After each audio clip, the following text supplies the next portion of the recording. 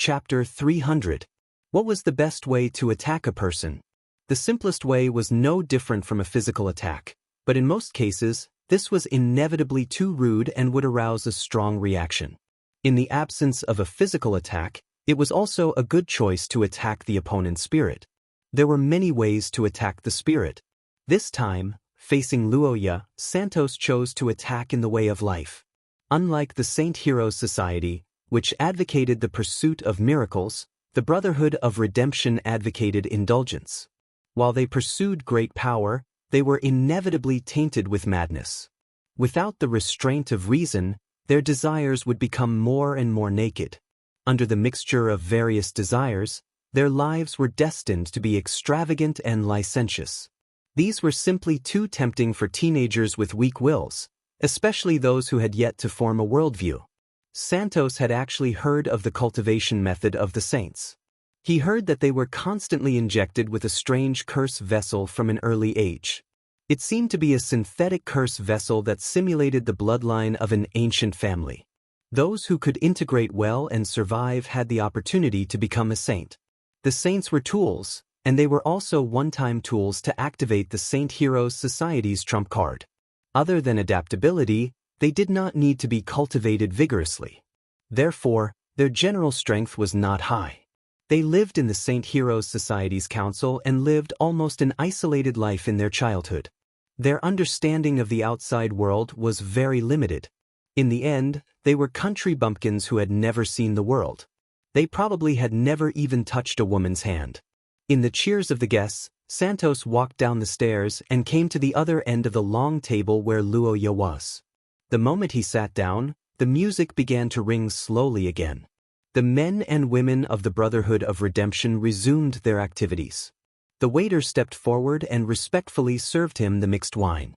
Opposite him, Luoya was unattended. There was nothing on the table until Santos, accidentally, discovered this impolite scene. He exaggeratedly reprimanded the waiter. The reprimand was neither light nor heavy, made the men and women behind him cover their mouths and chuckle. The waiter who obeyed the order served a glass of wine in front of Luoya. His words and actions were quite casual. His attitude was casual, and the wine was naturally mixed casually. Luoya glanced at the glass. He had no interest in this charity. He raised his eyes, looked at the middle-aged man opposite him, and asked faintly, "Mr. Santos, if I remember correctly, we are going to negotiate a truce, right?" "That's right, Mr. Envoy." "Then what is this absurd banquet? I don't see your sincerity." "About this, Mr. Luoya seems to have misunderstood. This is our way of showing our friendliness." Santos looked back at the crowd on the dance floor and the men and women who were intoxicated by the smell of alcohol. He explained with a smile, "Don't worry. We, the Brotherhood of Redemption, are a truthful and self-obedient organization. The Lord gave us strength and gave us a better life.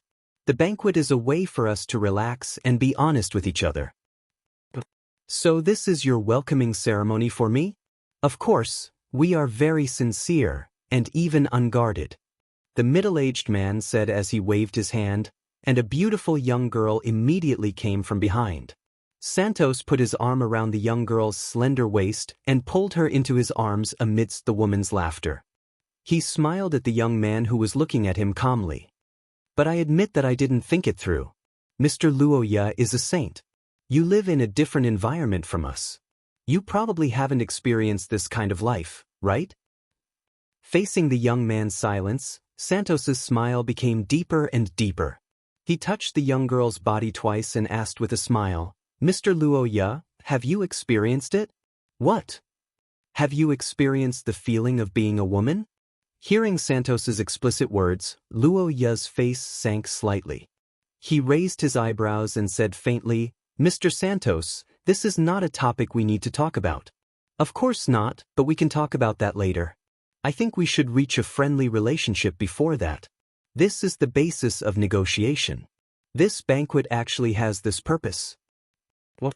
Listening to the middle-aged man's fallacy, Luoya, who had been mocked since he entered the door, frowned. Santos stood up and proposed, "In order to express friendship, how about we dance together according to the custom of the country of scholars?" Although Mr. Luoya is away from worldly affairs, you should have no problem dancing, right? Santos's smile was a little mocking, and the men and women behind him also looked at him with mocking eyes. Chapter 301. Inside the Westminster Mansion, a rather magical scene was unfolding at this time. In front of the crowd, Lillian, who was holding Luoya's hand, spoke indifferently and plainly. She didn't even have any murderous intent, but in reality, she was bidding farewell to Her Royal Highness the Empress. In the rumbling sound of the ground shaking, all the doors and windows in the Westminster Mansion were smashed into pieces at the same time. Wood chips and glass debris wrapped the heavily armored knights and rushed into the banquet hall from all directions to surround the enemy. Those were the knights in unusually heavy dark blue armor, holding shields and spears on their backs. They had sharp long swords, neighing horses, and fluttering flags with the pattern of a blue spear. When they rushed into the hall, the crowd panicked and screamed. Luoya looked up and stared at the knights. Her pupils couldn't help but shrink. The Blue Knights of the ancient Austin Empire. The strong force that left a mark in history suddenly appeared in front of her. This strong impact made Luoya couldn't help but widen her eyes. However, everything wasn't over yet. When the people in the banquet hall shouted and the horses neighed, a low horn suddenly sounded, followed by a strange sound. Wah wah wah. The strange sound came from outside the window and became louder and louder. The panicked guards ran to the window to check, and then their faces turned ashen. As the sound source got closer and closer, everyone present knew what it was. It was the sound of uniform footsteps. Unknowingly, the entire Westminster Mansion had been surrounded by countless soldiers. Large shields and heavy armor were connected together, reflecting the sunlight. The flags were like a forest, and the horns were incessant.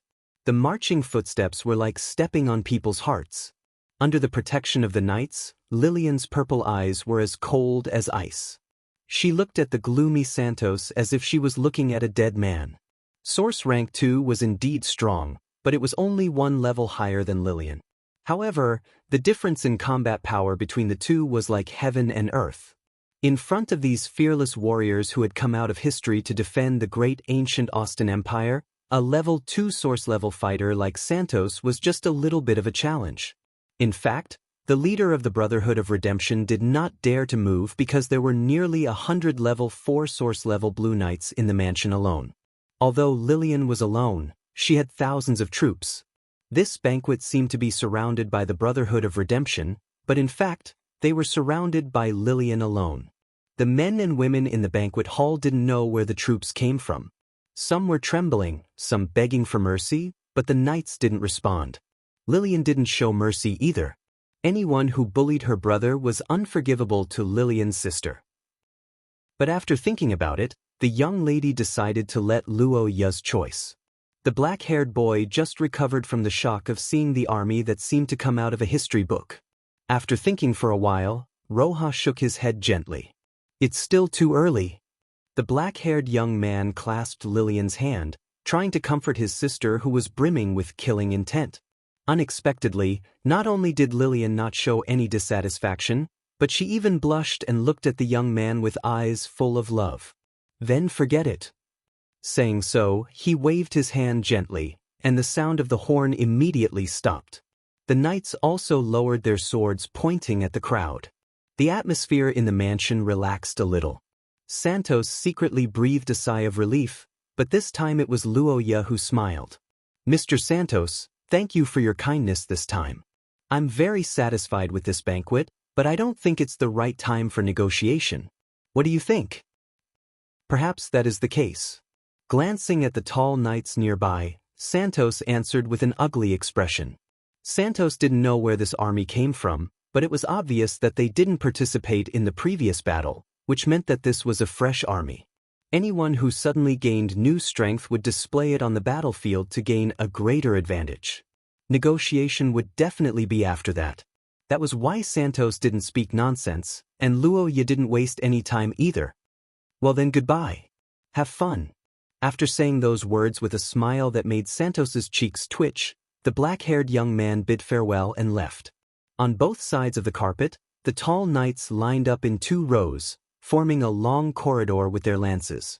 Luo Ye and Lillian walked through the corridor hand in hand, heading out of the mansion. Looking at the back of the two of them, Santos's face was flushed red, and he gritted his teeth.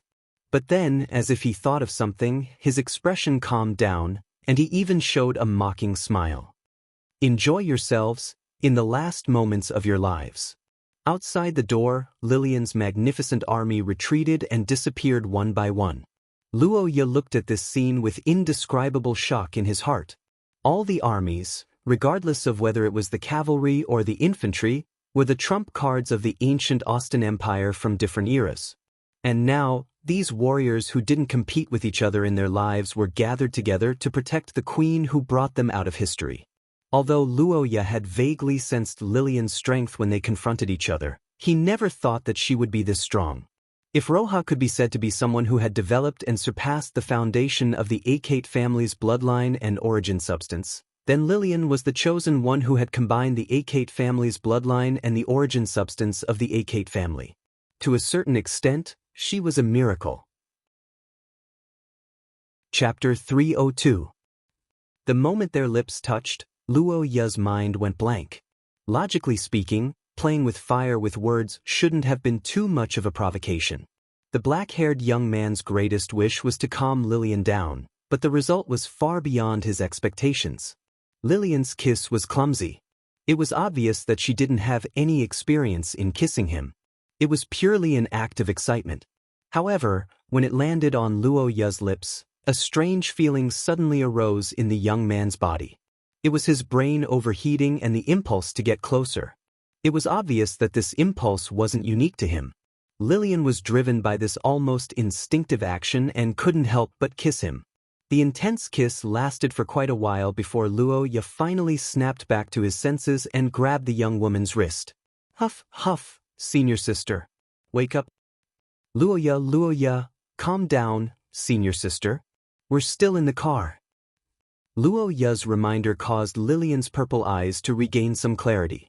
After a momentary daze, Lillian's cheeks immediately turned as red as blood. No, I understand, senior sister. I understand. Calm down. The black-haired young man comforted her while hugging the young woman tightly. Feeling the warm embrace, Lillian, who was leaning on the young man's shoulder, calmed down slightly. In the narrow space, the two of them didn't move at all. Their breathing gradually calmed down. Senior sister, are you feeling better? Yeah, about what happened just now. I'm sorry. I was too excited. It's okay. We've never met blood relatives before.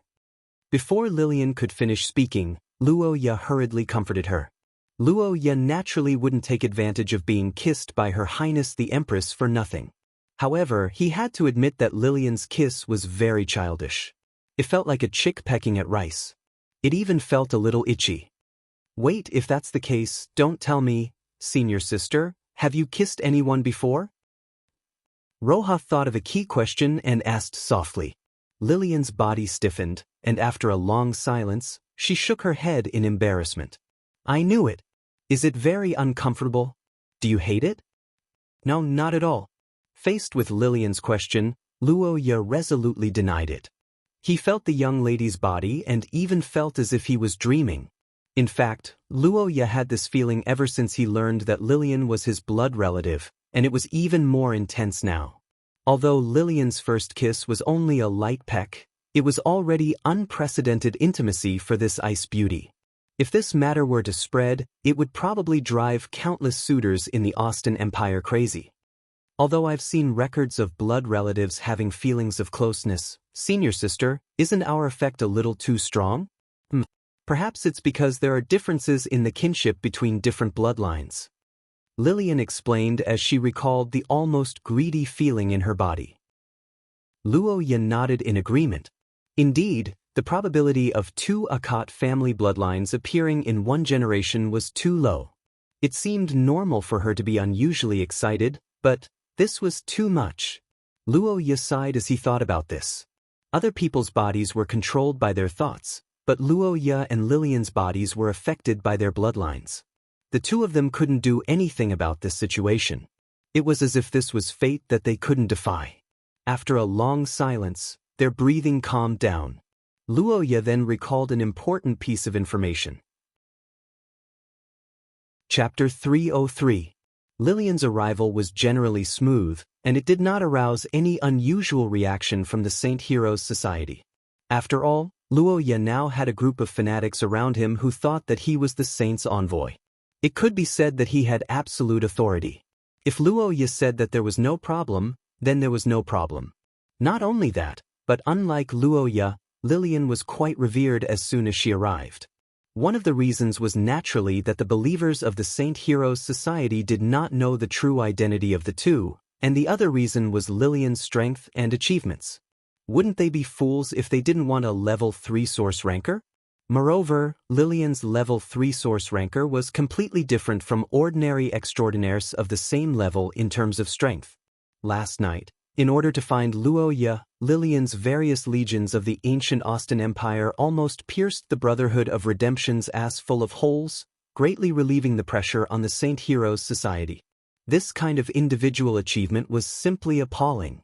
As for their identity, Luoya and Lillian decided to pretend to be a couple instead of siblings for the time being after serious consideration. The main reason was that although both of them looked good, their styles were too different. Luoya was the gentle type, while Lillian was a cold beauty with completely different eye colors. On the other hand, setting them as a couple could also prevent Lillian from being questioned because she did not understand the Saint Heroes Society. This was undoubtedly much more convenient. The Saint Heroes Society was still very tolerant of the marriage of believers. Although they were not as indulgent as the Brotherhood of Redemption, there was no problem with having a couple. After all, this was also a way to attract new believers. As Lillian's appearance and temperament were too noble, and her strength was far beyond the level that should be at her age, she was once thought to be a child of a great aristocrat somewhere. Traveling alone to find Luoya was too similar to eloping, so no one dared to ask her surname. This could be said to have saved Luoya a lot of trouble, but it could only be said that the truth was often more exaggerated than people's imagination. Lillian's background was far from being summarized by a great aristocrat. Luoya thought so and turned his head to look at the girl. The latter tilted her head slightly in a questioning manner. Her gentle and somewhat cute look made Luoya's heart skip a beat. "Senior sister, you look really good in a gown." Luoya changed the topic at the last minute in order to conceal his feelings. Unexpectedly, Lillian's cheeks blushed slightly as if she was very happy. The atmosphere between the two of them became more harmonious as a result. Both of them had a strange feeling in their hearts as if they were a real couple. Outsiders would naturally find it hard to tell if it was real or fake. Due to the complete breakdown of the negotiations, the Saint Heroes Association immediately strengthened their defense work after Luoya returned. It was almost certain that a fierce battle was inevitable. However, unlike before, Luoya did not want to participate in the next fierce battle. After successfully meeting up with Lillian, Luoya's biggest goal in the Saint Heroes Assembly was achieved. All that was left was to wait for the Academy to contact him. During this time, Luoya also had time to check on his system. When Luoya saw the score, he was a little surprised. After all, in his opinion, he did not do anything significant during this period of time. He didn't even kill any monsters. Although he met up with Lillian, it was mostly due to Lillian herself. After meeting up with her, she even helped him out. But this matter shouldn't have increased his score by so much. So, could it be that something else had happened? For example, the pendant that he sent to the Academy. Could it have caused some changes? With this thought in mind, Luoya's eyes lit up. He used the score to deduce a piece of good news. But considering the situation, Luoya reckoned that the Academy's Sage Society and the others would not act too quickly. After all, they were neither relatives nor friends. In this situation, even if they were members of the Sage Society, they would probably have to consider before taking action. During this period of time, Luoya and Lillian were waiting, but at the same time, it was also time for them to rest. Lillian had been fighting for 2 days and 2 nights in a row, so she naturally needed to rest. Luoya was also frozen last night due to the side effects of the touch of frigid earth. As soon as they saw each other today, he immediately felt exhausted. After arranging everything, Luoya immediately brought Lillian back to their room to rest. Now that the two of them were a couple, it was naturally impossible for them to stay in separate rooms. But even if they could, they didn't want to be apart. The two of them who had just found each other after being separated emotionally had some repercussions. It was even more so when it came to safety. Now that the two of them were spies in the enemy camp, no matter what they did in the future, staying together was the best plan. Lillian was naturally aware of this, but the two of them had a rare argument over where to sleep. "I'm the elder sister, so you'll sleep on the bed. I'm the man, so of course you'll sleep on the bed." Both of their reasons were too good, so they refused to give in to each other. But in the end, the result was very harmonious. As they were in the enemy camp, after some discussion, they decided to take turns sleeping. One slept while the other guarded. This way, there wasn't much to argue about. After being frozen last night due to the side effects, Luoya technically hadn't slept for 5 days. Even though he was an extraordinary, his body couldn't take it after experiencing so many events. On the other hand, Lillian had been sleeping for 2 days after entering the historical fragment, so Luoya slept first tonight. From the time he returned to his room after dinner until close to midnight, Luoya slept soundly under the protection of Lillian. The sense of security from having a loved one by his side gave him a good rest. As for Lillian, she also had a good time during this period. Looking at the young man sleeping soundly on the bed, the black-haired girl couldn't help but smile. Lillian was feeling wonderful now. It was the feeling of suddenly gaining someone important. In terms of feelings, it was almost like a young girl who suddenly fell in love. Just thinking about it made her happy. Just seeing it made her want to get close to it. Just listening to the sound of his breathing made her heart feel warm. This was a feeling she had never felt before. It made her feel as if she had found a treasure. But just like sugar, an appropriate amount was fine. Too much would lead to obesity. Lillian also knew that she couldn't look at him too much. Otherwise, her bloodline would probably cause her to lose control of her feelings. After letting out a sigh, she reluctantly left the room. Her Royal Highness the Empress waited quietly in the small reception room outside the room. Chapter 304. In front of the throne, the beautiful witch was holding a corolla as she looked at the young man in front of her with a radiant smile on her face. "How about it? Why don't you give it a try?" The witch's persuasive voice entered Luoya's ears, followed by the rising desire in his heart. The black-haired young man looked at the corolla in Altatia's hand in a daze, but his golden eyes quickly returned to normal. "No need. Thank you for your kind intentions, but I'm not interested." The young man's face sank slightly as a sense of danger rose in his heart while looking at the witch's reply. Altatia pouted when she heard his reply, then sighed a moment later. "I've been collecting it for a long time, don't you think it's very compatible with you? A crown or something?" "The crown is my origin substance, but it's not my will," Roja said as he stood up and stepped away from Altatia's throne. He looked at the witch and said softly, "Altatia, don't tempt me with this anymore, I'm not interested in being a king."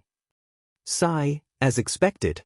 After a moment of silence, the white-haired witch sighed as she gently put the corolla on her head, then leaned forward towards the young man as if to close the distance between them for a kiss, forcing Luoya to raise his body slightly. "How distressing, is it because you've witnessed too many ups and downs? It's been so many years since Shia left, even we have given up, but you're still clinging to your duties. But forget it, I more or less expected this outcome." Altatia straightened her body, seemingly giving up on tempting the black-haired young man with the throne. Luoya stared at the witch in front of him and suddenly said, "Altatia, what's your purpose?" "Purpose, I've said it before, I hope that Sir Hero can let that girl be my host. That's not the truth, at least not all of it." Luoya interrupted the witch's words and calmly stated his conclusion. Altatia blinked her eyes, tilted her head and asked curiously, "Why do you say that?" "The reason why witches are called witches is because they can't be understood by ordinary people. At first, I thought you wanted to resurrect in the real world, but after thinking about it, is this really the wish of an existence like the Queen of Witches?" Under Luoya's words and gaze, Altacia was first surprised, then the corners of her mouth gradually curled up. She seemed to enjoy listening to Luoya's questioning, her narrowed eyes filled with joy. Isn't it too hasty to judge based on rumors? Does the witch have to resort to trickery? Stereotypes aren't good. Stereotype? Altacia is the real one, isn't she? She rigidly thinks that her image, actions, expression, and tone that men like can make me like her. That's why she acted so vividly. Why did he say that? Can't I be a demoness that's lovable? Altacia, you've never called me by my name, have you? When Luoya asked this question, the white-haired witch was slightly taken aback, then the corners of her mouth uncontrollably curled up. Luoya said calmly, "You didn't call me by my name and have always referred to me as Sir Hero. Actually, it's because you know that I'm using a fake name. As for the reason, it's because you've already verified it when I said it, right?" The young man's pupils constricted as he stared at the witch. His tone was as cold as ice. "What did you use? Curse? Or some other curse technique?" "Oh really, Sir Hero, you're thinking too badly of Altacia. I didn't use any curse technique." Facing Luoya's furious gaze, the white-haired witch's cheeks flushed red. She pouted as though she was angry, but she also seemed to be very happy. "I only used the name Luo-yi to try a curse technique to see through one's heart, but it didn't work at all." See through one's heart? That's right, even I can't see through the crown. To me, who can always know what others are thinking, you're like an unknown creature. Wouldn't I have no clue how to deal with you at this time? Altacia's temperament changed slightly as she spoke, gradually revealing her true nature. Her innocent and cute expression was slightly restrained, turning into a rational but excited smile. Chapter 305. Looking at the alarm clock on the table, Luoya tidied up his clothes and sighed helplessly. According to the agreement, the two of them would change shifts at midnight. However, the clock had already passed midnight, but there was still no one knocking on the door. Lillian didn't wake him up. The black-haired young man recalled the experience in his dream. Although Altacia was troublesome, it was good that she woke him up on time. Otherwise, Luoya might have slept until the next day. After tidying up his appearance, the young man walked out of the room and saw Her Royal Highness sitting outside elegantly and dutifully guarding the room. Lillian's purple eyes flashed with surprise when she saw Luoya waking up.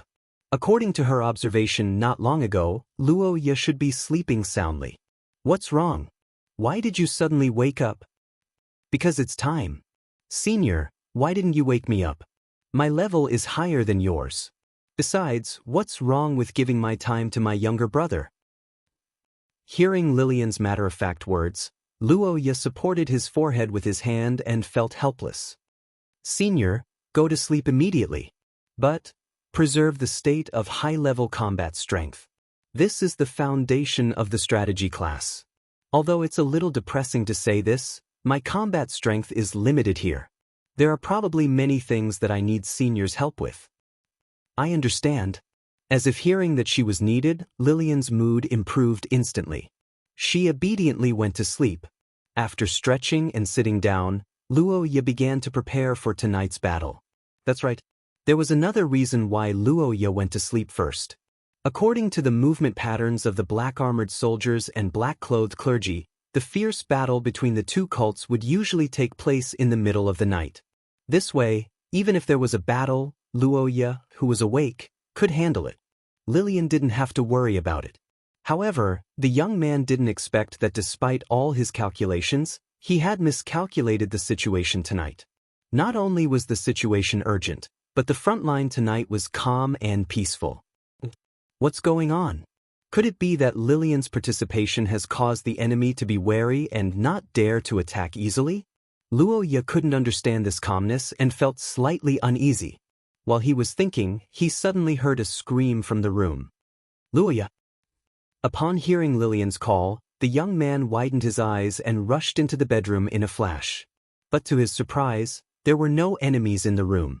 Only Lillian sat up on the bed and panted heavily. Did he have a nightmare? Looking at the girl with purple eyes trembling uneasily, Luoya, who had discovered the truth, was slightly taken aback and immediately blamed himself for his carelessness. Too many things had happened in the past few days, causing him to neglect Lillian's mental state. Before entering the historical fragment, Lillian had been traumatized by the tragic death of her friend. After that, not only did the series of shocking events fail to calm her mind, but she became even more unstable because of Luo Ya's disappearance. It was fine if she could control herself rationally when she was awake, but it was normal for her to have nightmares when she fell asleep. Thinking of this, Luo Ya felt pity for her and hurriedly said, "Senior, calm down. I'm here." Luo Ya. Lillian's body trembled slightly as she looked at the young man who walked to her bedside and softly comforted her. She was stunned for a moment before she opened her arms and hugged him tightly. She greedily inhaled the young man's scent. After a while, the black-haired girl who had replenished her Luo Ya finally calmed down. Seeing this, Luo Ya moved a chair and sat in front of the bed. He held the girl's hand and coaxed Lillian to sleep. "Senior, I'll be right here and not go anywhere. Sleep well." After hearing Luo Ya's words, Lillian, who felt strangely embarrassed, hid half of her face under the blanket. However, she couldn't bear to let go of Luo Ya. After hesitating for a long time, she could only nod silently. But after lying down on the bed, her purple eyes kept peeking at Luo Ya. Chapter 306. Estrella Alt. When the name came into sight, Luo Ya's brain couldn't help but turn blank. Art? Is it that art? Thinking of the Eagle of Shadow during the ancient Austin Empire, the original family of the Akat family, the black-haired boy was stunned for a moment and couldn't help but feel excited. Luo Ya never thought that in the 600 years of the Third Era, this ancient family that could not be found in records and only existed by word of mouth actually still had members alive. If this was the case, Cade's words made sense. No wonder Scholar was a core member of the Twilight Sage Association. She was completely one of their own. As a member of the Ard family and a scholar of the Twilight Sage Association, Estrid must have more information than Luo Ya could imagine. At the thought of this, the black-haired boy had an impulse to fly over immediately. No, I have to calm down." Seeing the name of the ancestor, Luo Ya was excited for a moment before returning to his senses. Thinking of the situation of the Holy Heroes Association, he frowned and began to think seriously about how to implement this plan. Going to the north side of the academy tomorrow night was not a problem, but Luo Ya, who had the status of a holy envoy, sneaked out like this, which made him a little unwilling. The Brotherhood of Redemption didn't make a move tonight. The only possibility was that they were accumulating strength, and the outbreak was likely to be tomorrow night. If Luo Ya escaped at this juncture, then the Holy Heroes Association, which had lost its support, would be quickly defeated. At that time, the Brotherhood of Redemption would launch a large-scale attack on the city. Thinking so, Luo Ya thought, and the corners of his mouth gradually hooked up. The next morning, when Lillian's hazy consciousness gradually woke up, the first thing she felt was the warmth of her right hand. Yes, it's Luo Ya. He's still here. The girl, who had just woken up, remembered the somewhat embarrassing scene last night and couldn't help but feel a little shy. However, she was a little happy that Luo Ya still stayed by her bed all night. Logically speaking, after Lillian fell asleep last night, there was no need for Luo Ya to hold her hand like this. However, the young man did not let go of her hand as promised. This was something that Lillian did not expect. It almost meant that Lillian was very important to Luo Ya. The warm emotions in her heart filled Lillian with motivation. The moment she opened her eyes, she felt as if the world was glowing. Lillian, who had never experienced something like this before, was at a loss for what to do. At the same time, she was intoxicated. Senior sister, you're awake? Good morning." Good morning." In response to the young man's greeting, Lillian smiled faintly and replied with a good morning. However, she quickly recalled that she had just woken up and couldn't help covering her face. "Senior. Don't look. I need to tidy up a little." Lillian's cheeks blushed slightly as she said this. Luo Ya was taken aback when he heard this. Then he suddenly understood and left. Originally, Lillian had to bathe and wash her body every morning. But now, there were no servants in the castle, and many functions were damaged. The princess had no choice but to settle for the next best thing. After dressing up properly in front of the mirror, Lillian appeared in front of the young man again. Luoya glanced at the young lady who had hardly changed. He could only sigh at Lillian's natural beauty and then told her about the news from last night. According to the contents of the letter, Estrella and Antonio seemed to be guarding a certain curse vessel according to the orders of the Sage Society. In the context of the invasion of the mutants, the curse vessel that the scholar and others were guarding must be very important. If Luoya guessed correctly, this was probably the target of the Brotherhood of Redemption's rebellion. And judging from the time, the mystery of the destruction of the Sage Society that Luoya had been exploring was also likely to be related to this. After listening to the situation, Lillian nodded thoughtfully. But then, she was stunned by Luoya's other words. Madame Estrella is my ancestor? Well, strictly speaking, she is the ancestor of the Akot family. But since Senior has the bloodline of the Akot family, then your ancestors must also be related to the Auld family. Bloodlines wouldn't appear out of thin air. Lillian was different from most of the people in the family. The only possibility was that she had atavism. Charlot was a good example, and Lillian should be in the same situation. However, it would probably take some time for the princess to accept that her bloodline wasn't that of the royal family. After informing Luoya of the necessary information, he didn't disturb Senior anymore. After breakfast, Luoya began to gather the members of the Saint Heroes Society for a battle meeting. Chapter 307. A meteor fell from Leinster City. A few seconds after the flash was released, everyone reacted to it, be it north or south of the city, inside or outside the academy. It was a bright white meteor that seemed to contain endless radiance, beautiful and holy. However, what it contained was not warmth, but the coldness and despair that led people to death. Senior. Everything happened too quickly. In the next second, when Luoya noticed the shining light, the light had dyed everything nearby white. In the distance, an old man in a black robe looked at the place where the meteor fell, his face emotionless. Plist Maxhill. This was a name that was praised in this era. When people mentioned him, the first thing that came to mind was the image of a wise and gentle old man. The followers of Bologna called him the saint, the scholars hailed him as the wisest chairman in history, and the extraordinary people called him the king of curses. Over the countless years, Prister had received too many honors and shouldered a considerable amount of responsibility. But today, as he looked at the falling light, the old man's face was no longer warm and gentle. Instead, it was cold and solemn. It had been 100 years since he fell into the hands of the Savior.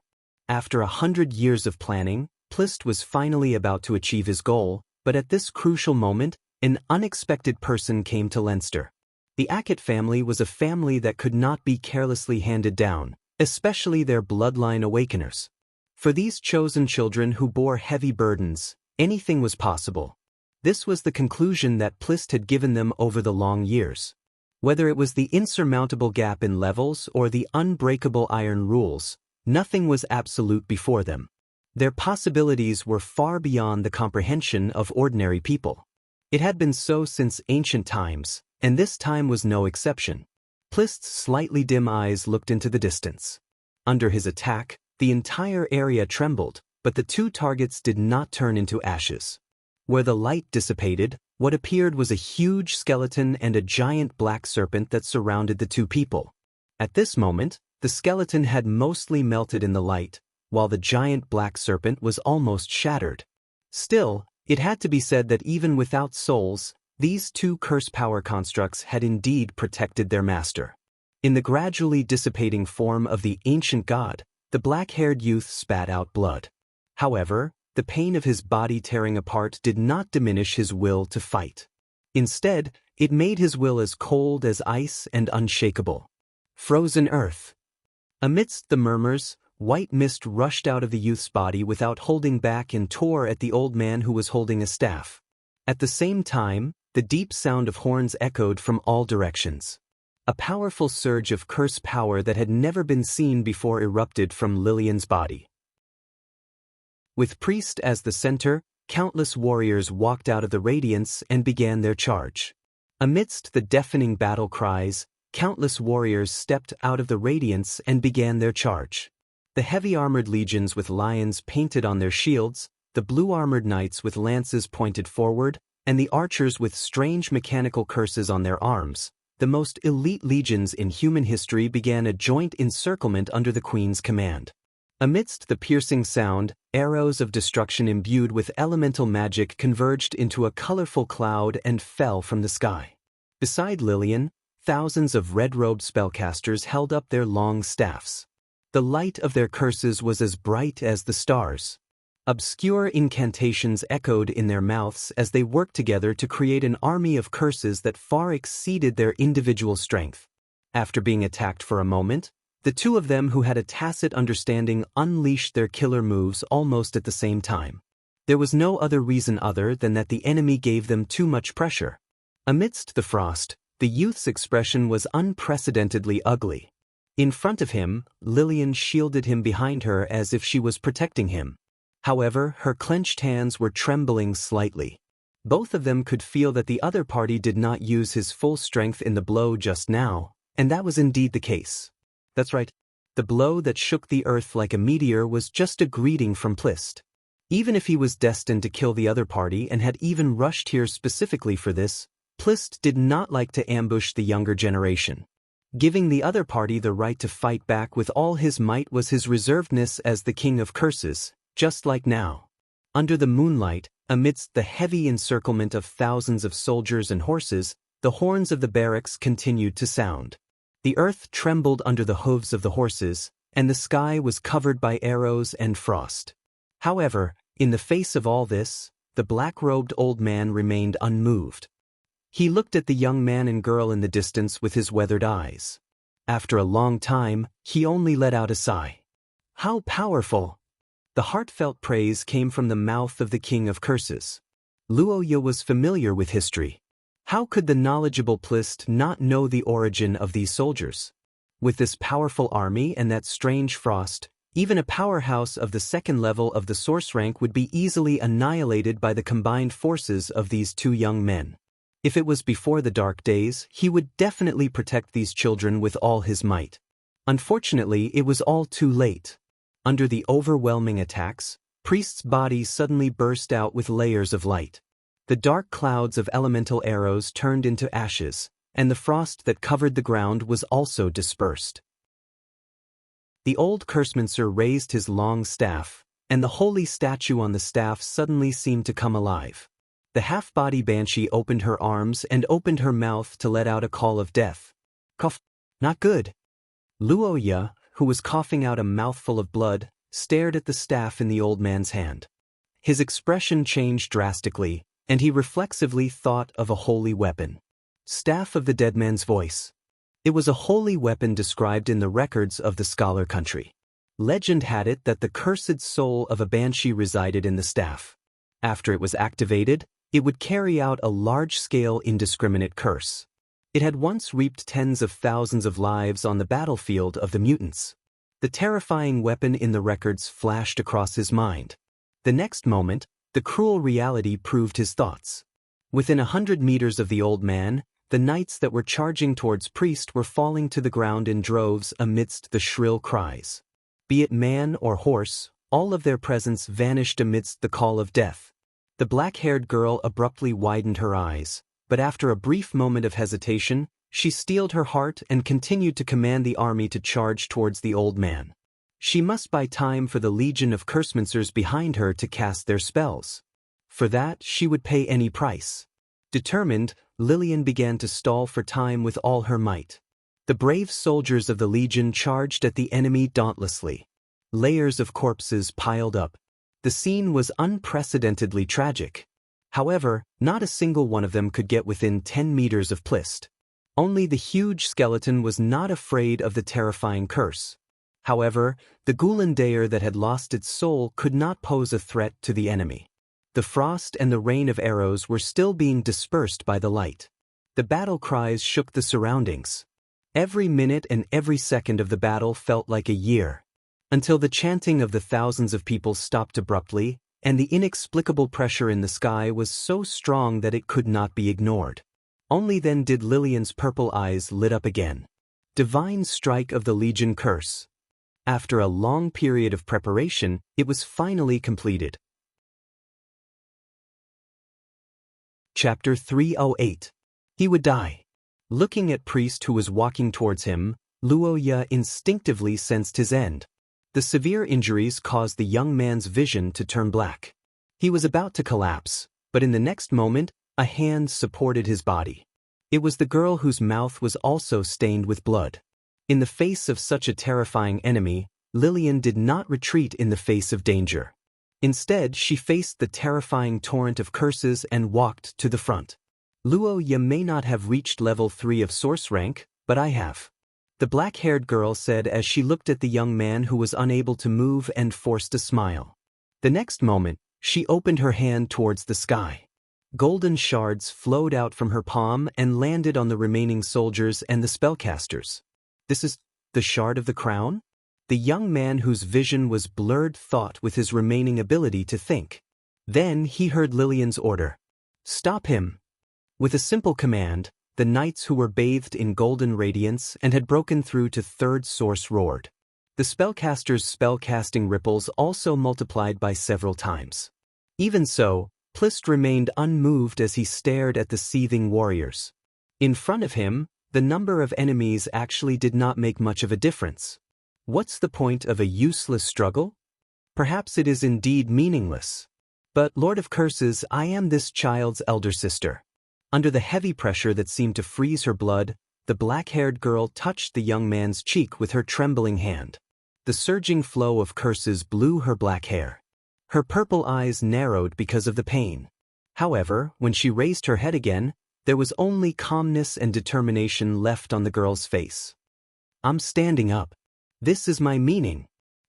False feelings will only lead to death. The fallen Lord of Curses did not have any feelings for the girl's feelings. He said so and then raised his finger. What followed was a torrent of destruction. That was the light of destruction that could completely fill one's vision. It was a spell that the Lord of Curses casually cast. However, its power was far beyond the full-strength attack of an ordinary level 2 of source rank. In the face of this terrifying attack, Lillian quickly retreated. Even so, she could not escape. 10 cities, the black-haired girl murmured softly at the critical moment. Her purple eyes lit up like candlelight, and as the origin substance vibrated, 3 different city walls rose from the ground in response to her summons. The tall walls and deep city walls acted like shields, instantly blocking in front of the girl. In the distance, Pleus' eyes widened in shock. The 10 cities was something that could only be summoned by the kingdom, origin substance of the Achaemen tribe. There were 10 fortresses that had existed in human history. They gathered the hopes of the people during the Age of Chaos and were the strongest defensive force. They were also Lillian's trump card. Under the protection of these legendary fortresses, the pursuing white light was indeed blocked outside the city. I didn't expect you to be able to summon such a thing. You're actually a mixed blood of the Aceman family. The black-robed old man widened his eyes in surprise. After a while, he shook his head. However, even if it's a legendary stronghold summoned by a level 3 source ranker, it won't be able to stop me. Pleus sighed. In the next moment, he raised his hand for the second time.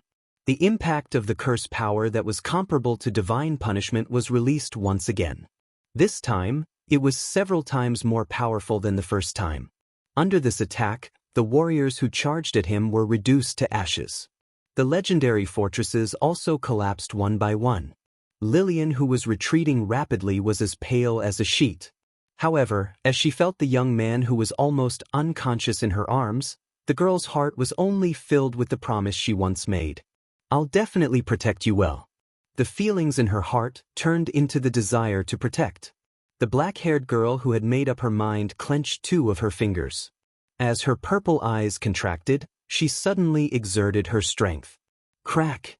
Amidst the sound of finger bones breaking, the 3 fortresses that had collapsed and disappeared under Pleus' attack suddenly burst out with a blinding radiance. The fourth city, Fort Sapadro, and the fifth city, Sequojan, rushed out of the ground one after another. At the same time, 7 blue-robed sorcerers appeared out of thin air beside Lillian. They chanted at the same time. A strong wave of curse power spread out from the city, causing Plea's expression to darken. So that's how it is. It's not to stop me, but to buy time and opportunity for the transfer curse? Plea's eyes shone brighter as he spoke. After Luoya, Lillian's performance had completely stunned the King of Curses. 10 cities. That was an absolute defense that no external curse could harm or affect the people inside before it was destroyed. Leaving the first 3 cities aside, it was already a miracle that she could summon the 5th city as a level 3 source ranker. She was calm, decisive, and exceptionally talented. Even when she was heavily injured and in despair, she was still searching for a chance. I didn't expect that there would be 2 outstanding Akkat bloodline users in the same era. The King of Curses sighed. However, in the next moment, a majestic killing intent enveloped in aurora and lightning came towards him. Chapter 309. On the city wall of St. Freya Academy, the young man's figure fell out of thin air amidst the flickering light. Cough! Luoya, who fell to the ground, coughed out a mouthful of blood. After experiencing severe injuries and teleportation, the young man was on the verge of death. But when he thought of Lillian, who sent him here, Luoya couldn't close his eyes and faint. He didn't come here because he had given up hope, but to pursue it. A chilly wind blew at a corner of the city wall. There was no one nearby, but the moment Luoya entered the enchantment, he felt that she was looking at him. Thinking of this, Luoya no longer hesitated. He endured the pain and pulled out his dagger, aimed at his heart, and stabbed it.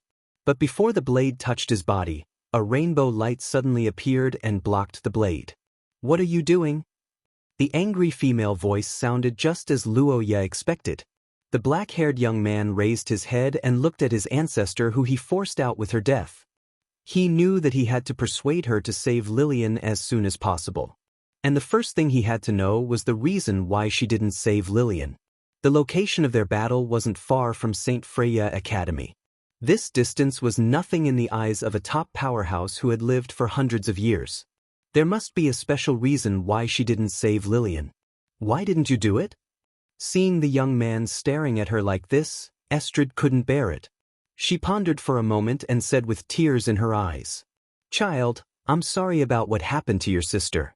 But due to special reasons, I can only do it once. I can't defeat Pulist outside the city. I only have a chance of winning in the city." "I see." After hearing the woman's explanation, Luoya's voice was unusually calm. The next moment, the black-haired young man reached into his pocket and a sparkling gem appeared in his hand. The moment the gem left the box, the faint sound of the wind blew past their ears like the whisper of death. The chaotic air mass began to flow faster, colliding with the gem and greedily seeking air from the outside world. Estrid widened her eyes and Luoya stated his condition. "Save her, Pulist. I'll kill him." Upon hearing Luoya's words, Estrid's pupils shrank abruptly, but the young man who was covered in cuts and bruises seemed unusually calm. Plist was indeed powerful, but in this chaotic Leinster, there was something he didn't know about yet that could defeat him, and that was that 6 calamities, that the Saint Heroes Guild had prepared to kill him. That 6 calamities was a calamity that devoured everything and annihilated countless civilizations. Even the King of Curses who stood at the pinnacle of mankind could not escape the fate of the wind summoners who slaughtered countless long-lived species.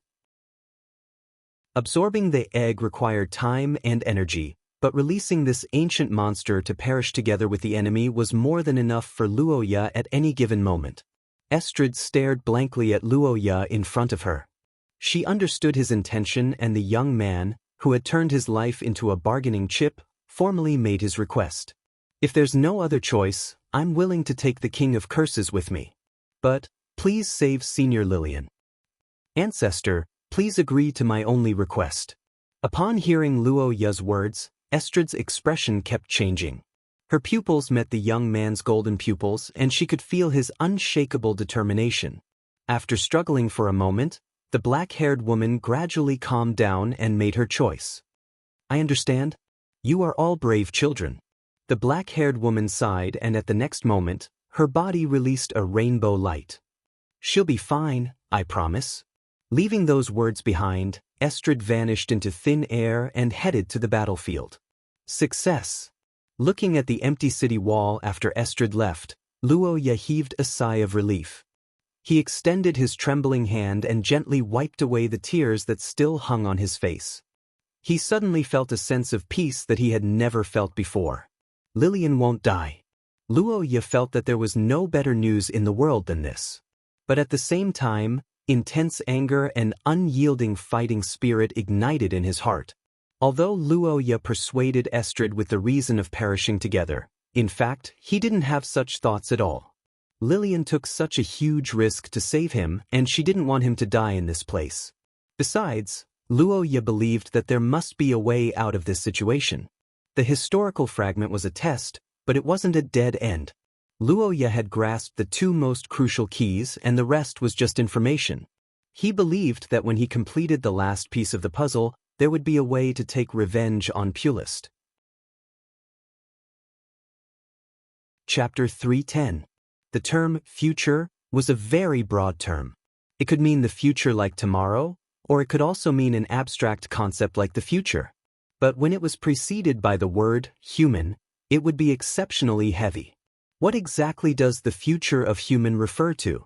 With such questions echoing in his mind, his hazy consciousness gradually became clear.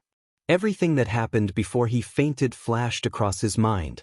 When he woke up again, Luoya was already in a tidy bedroom. Blinking his eyes gently, the black-haired young man got up abruptly. Where is this place? Covering his body that was still in pain, Luoya observed the room he was in. He realized that this should be an unoccupied bedroom. There were no personal belongings, and everything was standard furniture. Is this a temporary ward? Such a thought flashed across his mind. But before Luoya could shout, a little elf emitting light suddenly descended from above. After circling around him, it flew towards the direction of the door. Is it going to lead the way for me? Understanding the elf's intention, Luoya got down from the bed and followed the elf's guidance out of the door. Realizing that there was no one in the corridor, he walked through the slightly gloomy building and soon arrived at the central hall. As the elf flew up, Luoya looked up and saw a figure floating above the hall. It was a black-haired woman in a long dress. She was also the one who Luoya asked for help last night. But unlike yesterday, Estrid seemed to be slightly exhausted. Perhaps sensing the young man's gaze, the black-haired woman opened her eyes and blinked in surprise. Can you walk now? It seems that you've recovered well. The woman said as she descended from the sky. Luoya was stunned for a moment before he anxiously asked about the situation after he fainted. Estrid smiled faintly and slowly explained the aftermath of the battle last night. After Luoya fainted, Lilian was successfully rescued by Estrid, who rushed to the scene. Estrid and Plist met on the spot and fought on the spot. As a result, most of Leinster was now in ruins and both sides were recuperating. Originally, if we fought in the academy, I could use the dream realization enchantment to protect the nearby buildings. But this time, it was outside the range. Dream realization? Yes, that's the ability to materialize dreams. It can cover reality. No matter how much damage is done within the barrier, everything will return to normal after the barrier disappears. The wide-eyed Luoya finally understood why there were no traces of this battle at St. Freya Academy. Then the young man asked where Lilian was, and the answer was that the girl had fallen asleep after receiving treatment. After hearing the news, Luoya was finally relieved. Seeing the two so loving, Estrella smiled. However, to her surprise, Luoya didn't leave immediately. Instead, she asked her a key question. Lord Ancestor, with your strength, what are you guarding here? The black-haired young man looked at Estrid's question, his heart full of confusion. Since Estrid was able to fight with the Lord of Curses and retreat unscathed, she must be a powerhouse of the same level, which was a level 1 source level powerhouse. What kind of thing was it that it needed a level 1 source level powerhouse to protect it? In the face of Luoya's question, The rainbow-eyed beauty fell into silence. After hesitating for a long time, Estrella sighed and said, "I'm guarding the relic of the ancient three-race alliance, Dream of Chaos." Dream of Chaos? The three-race alliance? Yes, the three-race alliance was an alliance formed by angels, dragons, and highland elves to fight against the great beings who had gone mad in ancient times. Dream of Chaos is a dream creation born from the joint efforts of the three races. In fact, it has another name, Dream of the Savior. The Savior? Luoya, who heard the familiar word, asked in surprise. Estrella nodded and told the truth about guarding it for hundreds of years. The Savior was one of the great beings who surpassed the gods in ancient times. He once led a glorious era. However, just like the alternation of light and shadow, his fall caused countless catastrophes. The decline of many ancient races was greatly related to him.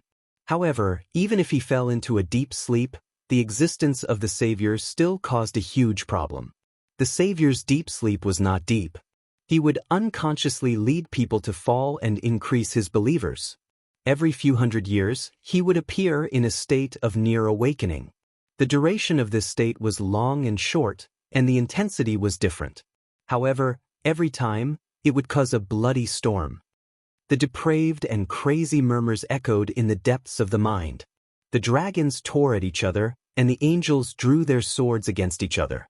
Even the highland elves, who were the least affected, inevitably went crazy. In order to get rid of this once-in-a-few-hundred-years nightmare, the three most powerful races at that time jointly created Dream of Chaos, and then handed it over to the Nightmare Demon to manage. The Nightmare Demon was one of the most peculiar races in Xia. It was also the only race that could resist the savior other than the ancient King Selection race. This was because the Nightmare Demon was real at night and illusory during the day. In other words, any effect that was not their own would be reset after half a day. The high-level Nightmare Demon could hold on for half a day. When the sun rose, the depravity and madness would be eliminated. And as the Nightmare Demon's instinct allowed them to freely control the Dream of Chaos. And it turned out that the alliance of the three races and the Nightmare Demon had succeeded. Under the control of the Dream of Chaos, the Savior fell into an extremely long sleep. However, just like how bricks would turn into sand, with the passage of time and the change of era, the ancient races gradually withered. The Dream of Chaos, that had lost its effect, was also lost. But when time flowed to the human era, the Savior had already ended his hibernation.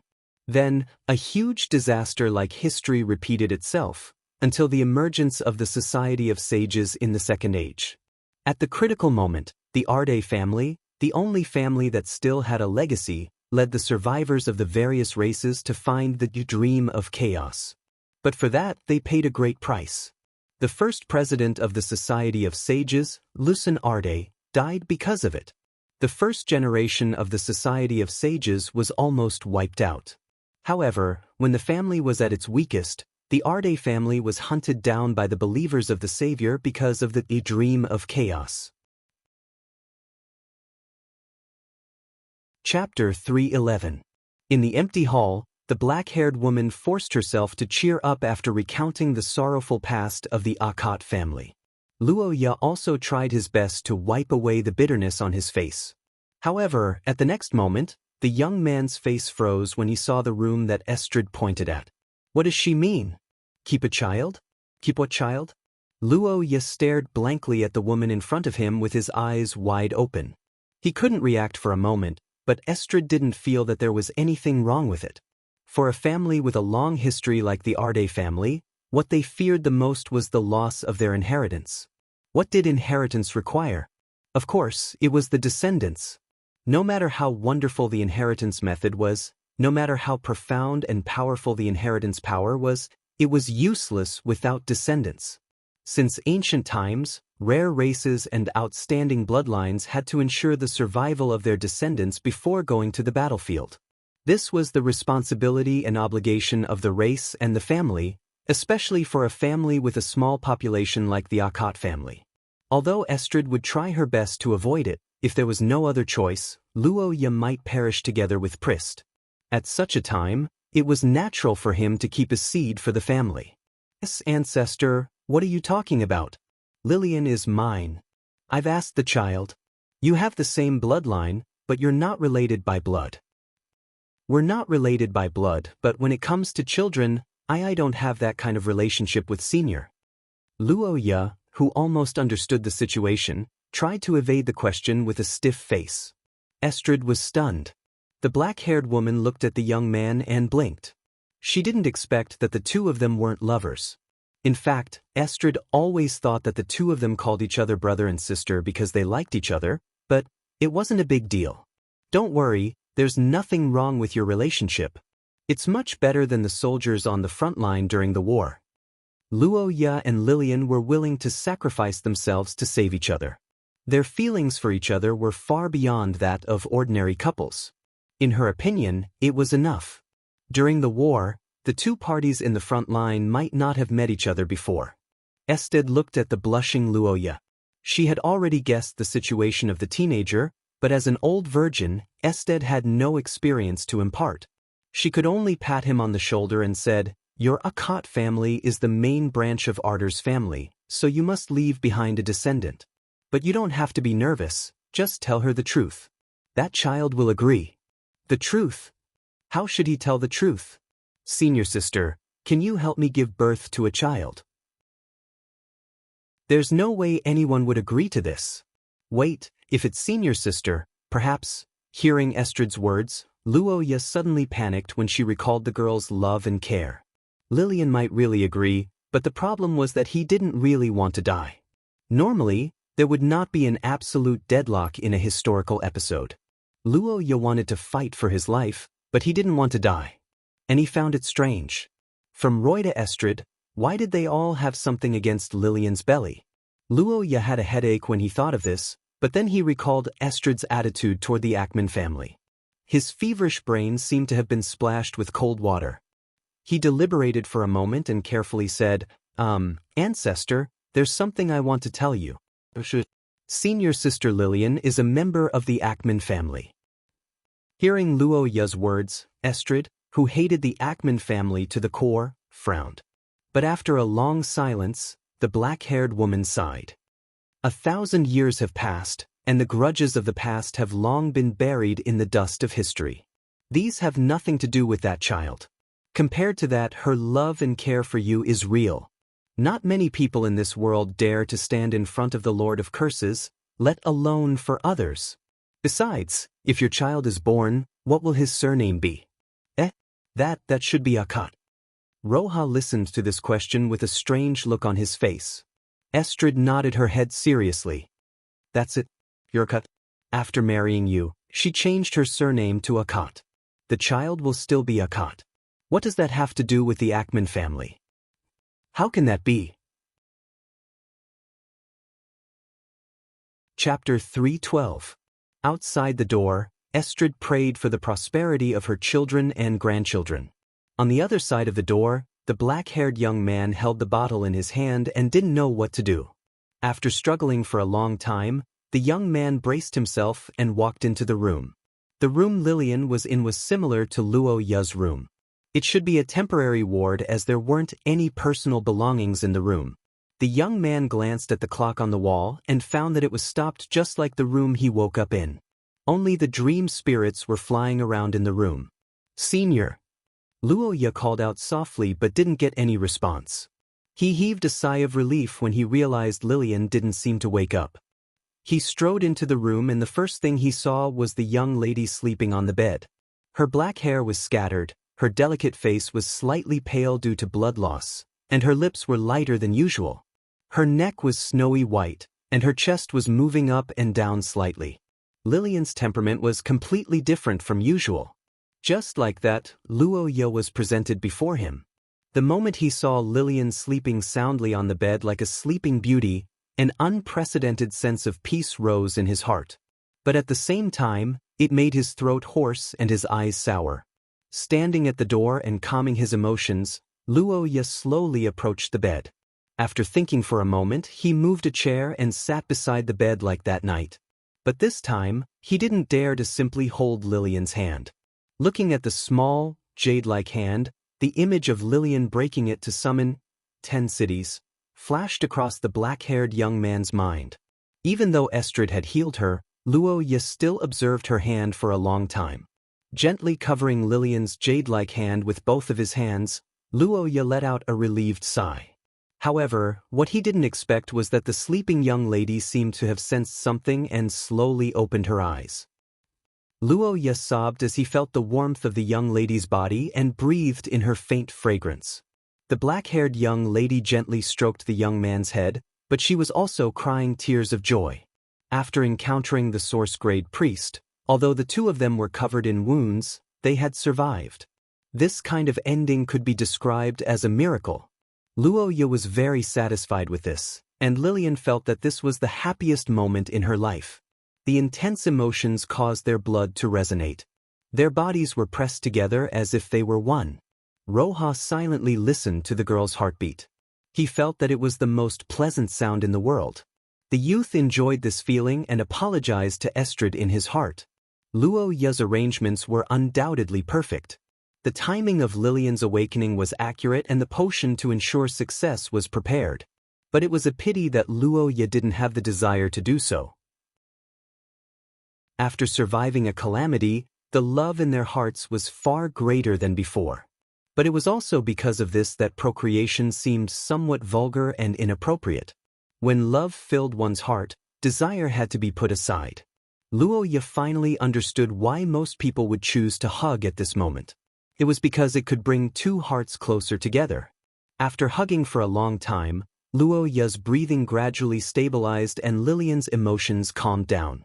The black-haired young lady stroked the young man and broke the silence first. "If we can go back, let's go out and live together for a while." The sudden request and topic made Roja slightly surprised. The boy looked up at the girl in front of him and blinked with some puzzlement.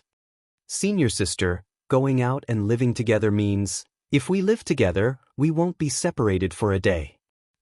Luo Ye widened his eyes when he heard Lillian's answer. He immediately understood what the young lady meant and nodded almost reflexively. Before this incident, it was Lillian who felt uneasy about being separated from Luo Ye. But after meeting Priest and Lillian sacrificed herself to send him away, it was Luo Ye who felt uneasy and even traumatized. "This time, senior sister, you'll have to keep your word." "Of course. I can't bear to break my promise a second time." Lillian smiled as she said this. Luo Ye also smiled. After hugging for a while, the young lady finally had the energy to observe her surroundings. Not long after, her gaze naturally focused on one spot. Is that medicine for me?" Medicine?"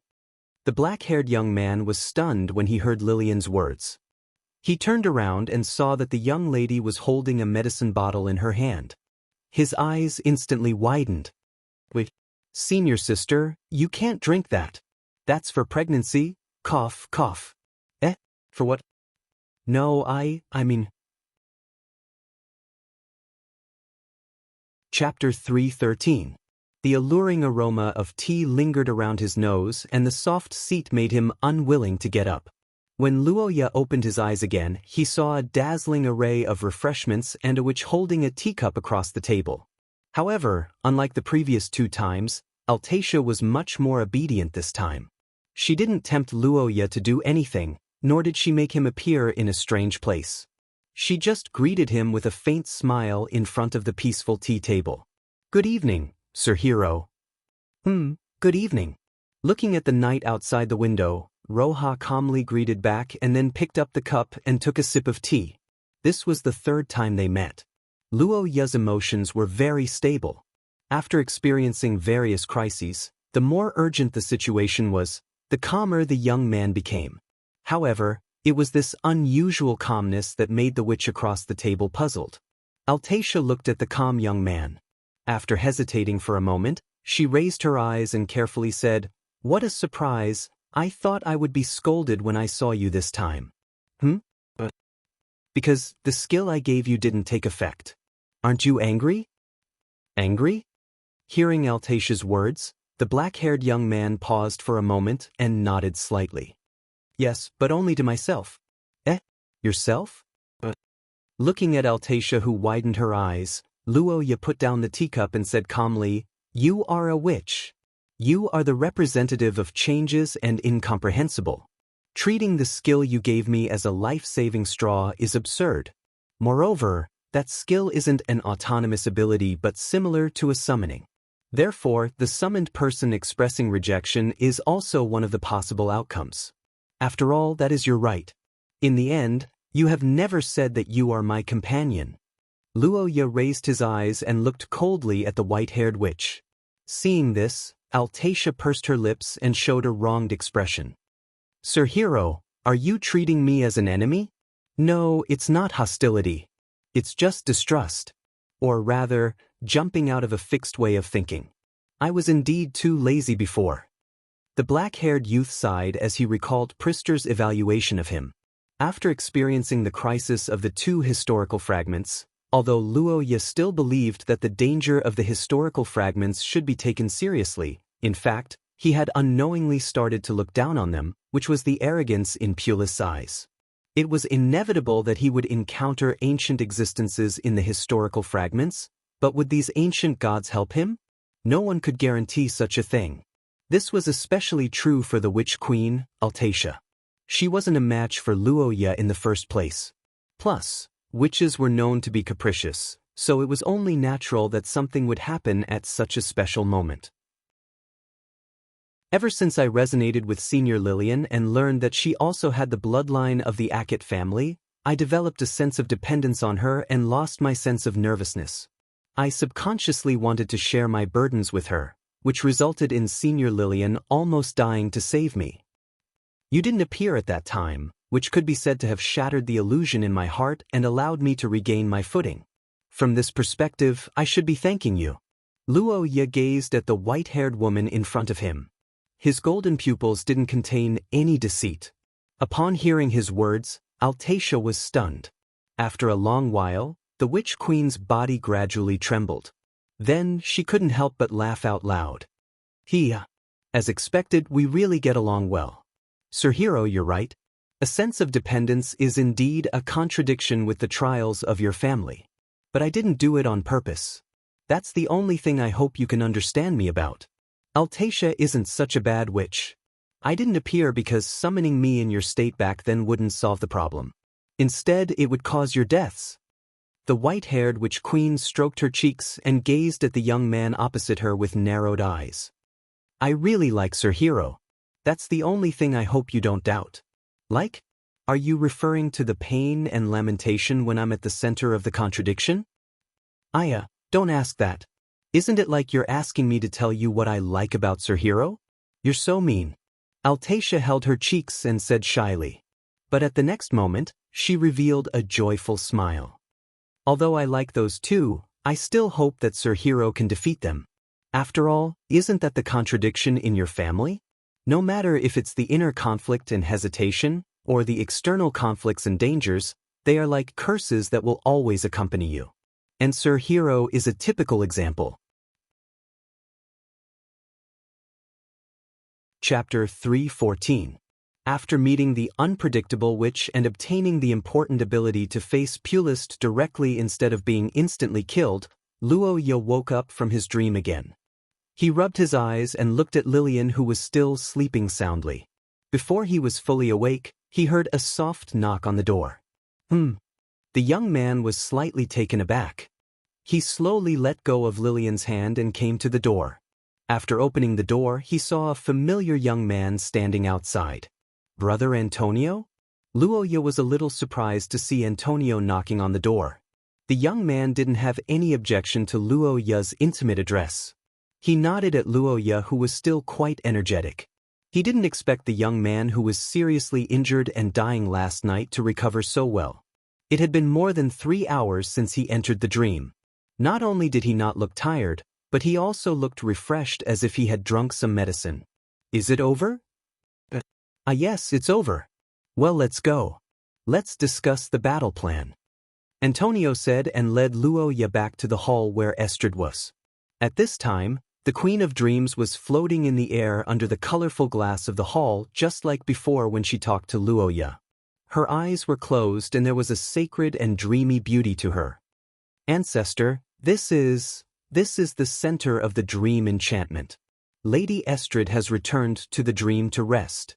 This body is a fake body, but it is still very valuable, so it is necessary to guard and maintain it. Antonio explained and looked at the figure above with eyes full of tenderness. Luo Ya's heart skipped a beat. He thought for a moment and asked tentatively, "Brother Antonio, you seem to have a good relationship with Ancestor. Have you known each other for a long time?" "Yes. Although I'm a soldier now, I'm actually a graduate of St. Freya Academy. Lady Estrid is my mentor and also the person who recommended me to the Twilight Sage Association. We've known each other for more than 10 years. "I see. Then, as a graduate of St. Freya Academy, you stayed in Leinster for, yes, to protect and assist the scholar, which is Lady Estrid's job. So that's how it is. Is that why it's called a guardian? But looking at you, Dean, why do I feel that something isn't right?" The black-haired youth looked at Antonio's affectionate eyes and had some vague guesses in his heart. If he remembered correctly, Antonio had never married in his life. In the history without the interference of Luo Ya and the others, Antonio had personally experienced this incident 400 years ago and successfully survived. But Estrella had disappeared since then. Not long after, the Twilight Sage would fall apart, and no trace of her could be found in Roy's era. But in that case, why didn't Antonio tell him anything when he was investigating the scholar? Is it for some special reason, or is it because he doesn't even trust Roy after the collapse of the Sage Society? Luo Ya was puzzled, but he didn't expect to get the answer soon. Although it's not right to say this, it's really good that you can come this time. It may not seem like much to you, but Lady Estrid is very happy to see you.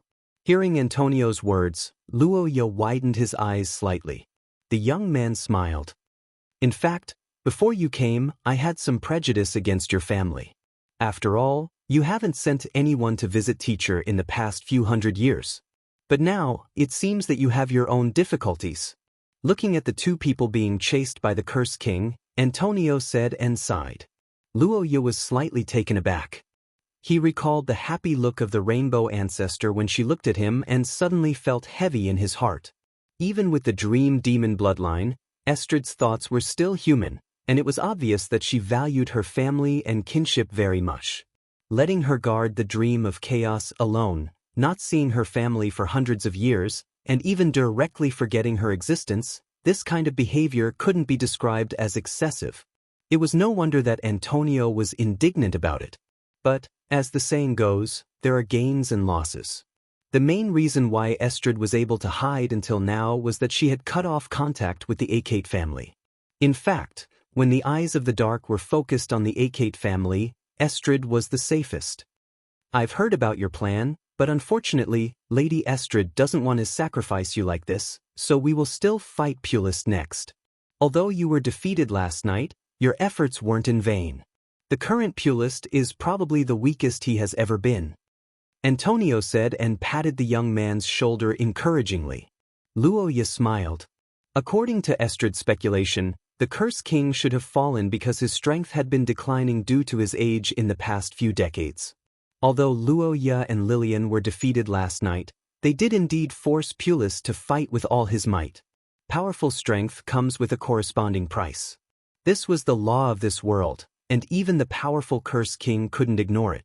Besides, the battle last night wasn't just the first battle between Luo Ya and Lillian. There was also the second battle where Estrid showed up. In the morning, the Ancestor was exhausted, so Pulis' condition would only be worse after fighting multiple battles. Chapter 315. When the sun set, Leinster City, which had been reduced to ruins within a day, also ushered in its own dusk, as if heralding the end of the city. After the initial exodus of residents and the continuous battles and massacres, the entire city, except for the inner city, had turned into a ghost town. The Saint Heroes Society was exterminated as expected by the higher-ups, and the Brotherhood of Redemption had also suffered a great loss. The chaotic streets were littered with corpses, and the stench of blood and decay filled the nostrils, making people nauseous. Occasionally, there would be some survivors who had survived the turmoil, but even these determined and courageous people could not hold on any longer. Under the setting sun, they were either in despair or had gone mad. As the night breeze blew, a layer of eerie blood scent floated out of the city. The darkness that wriggled in the remaining buildings began to release innumerable kin. The black-armored soldiers were prepared to begin today's pilgrimage under the leadership of the clergy. This was a city that had already fallen into despair, but it was also a city that still had some hope.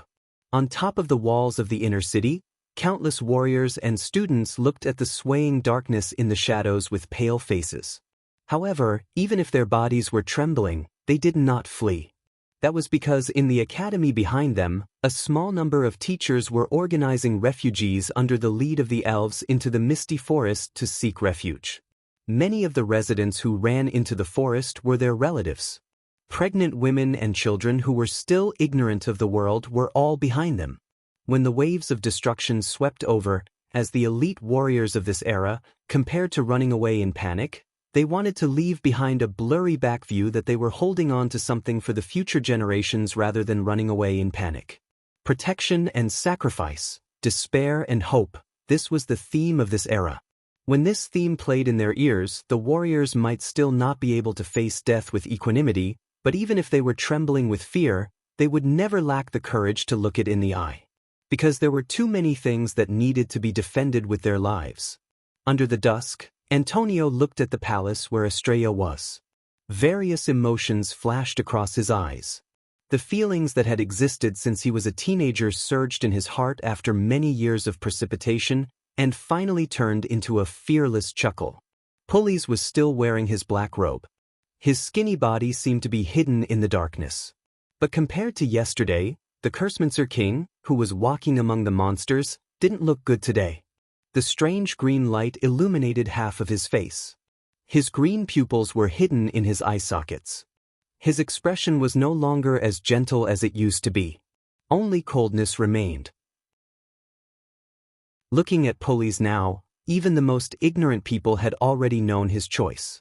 And the old man did not care about it.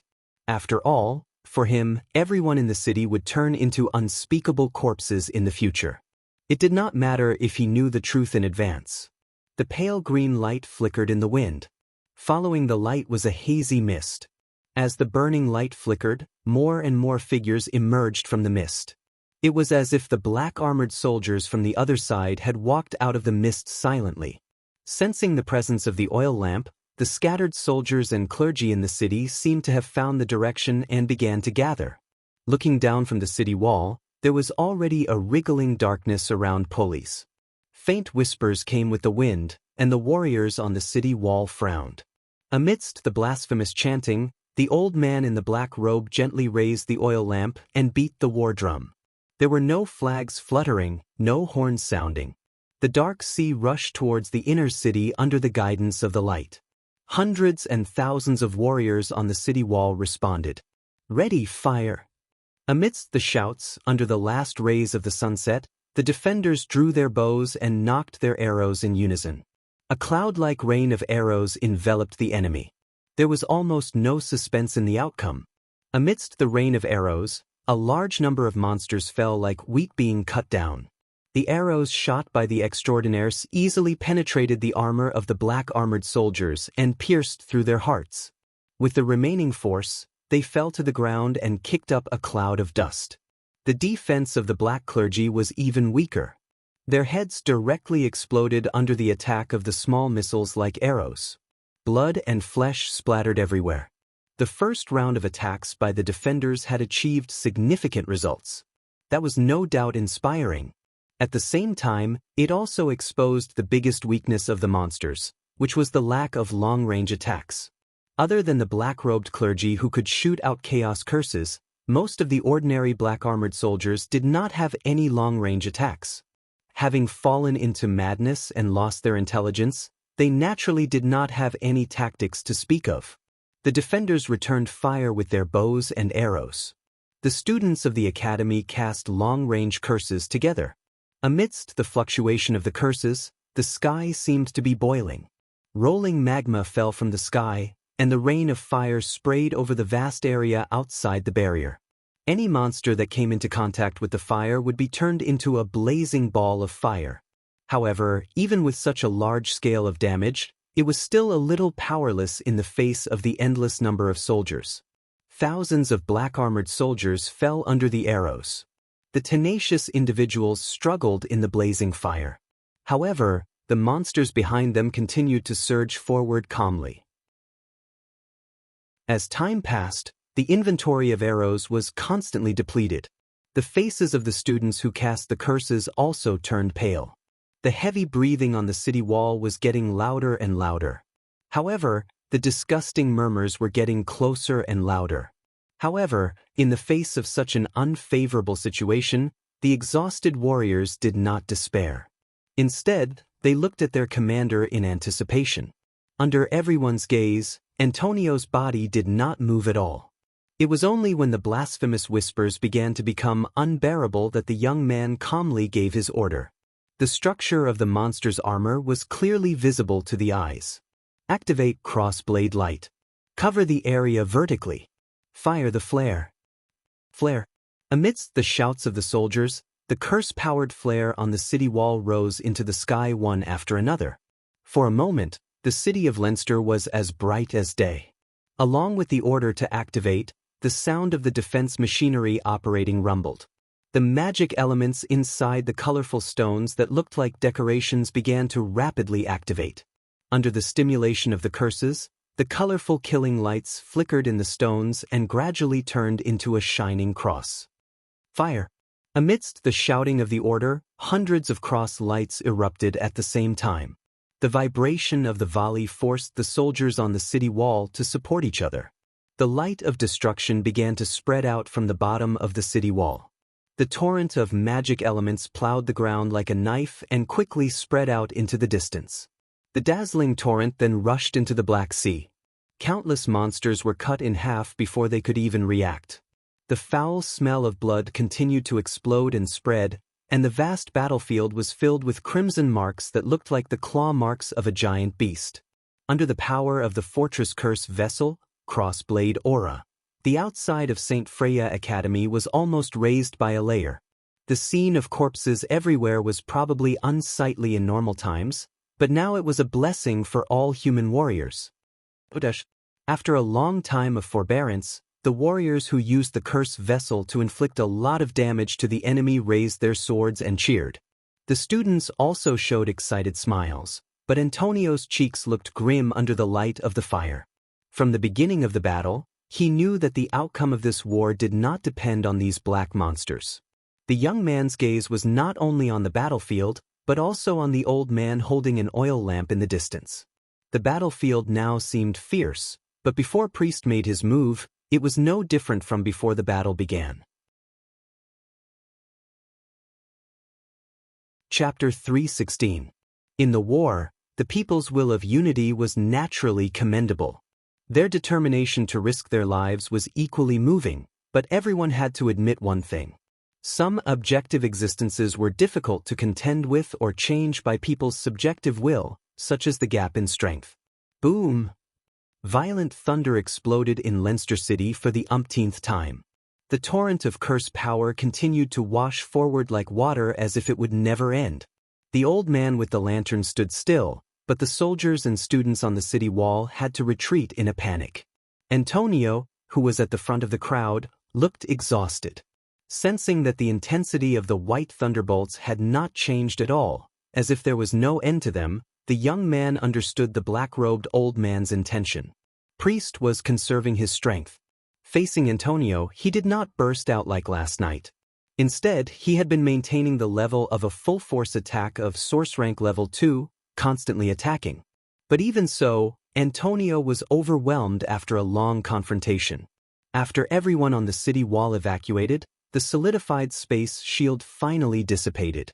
The moment Antonio left, the explosive thunder destroyed the towering high wall, and the collapsed tower rushed into the city with the turbulence.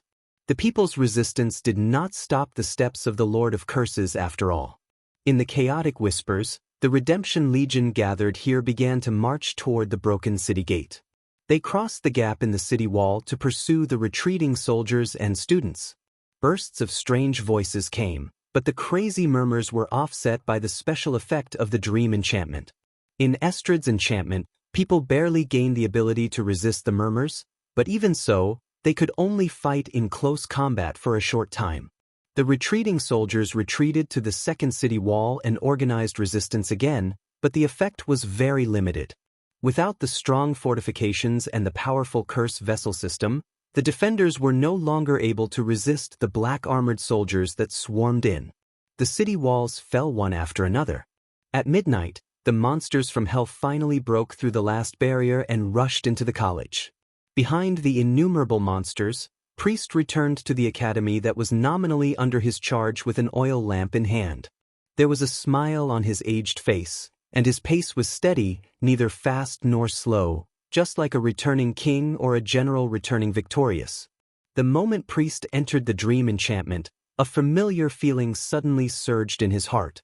But before he could think about it, a violent fluctuation of curse power came from the sky.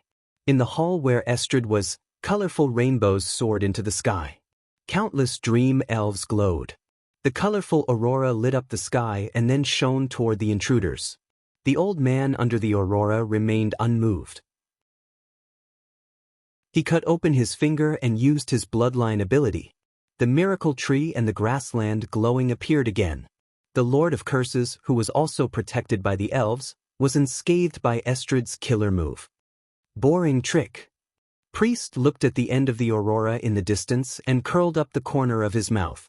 The more Estrid prepared, the more it meant that she was unable to break free from the dream.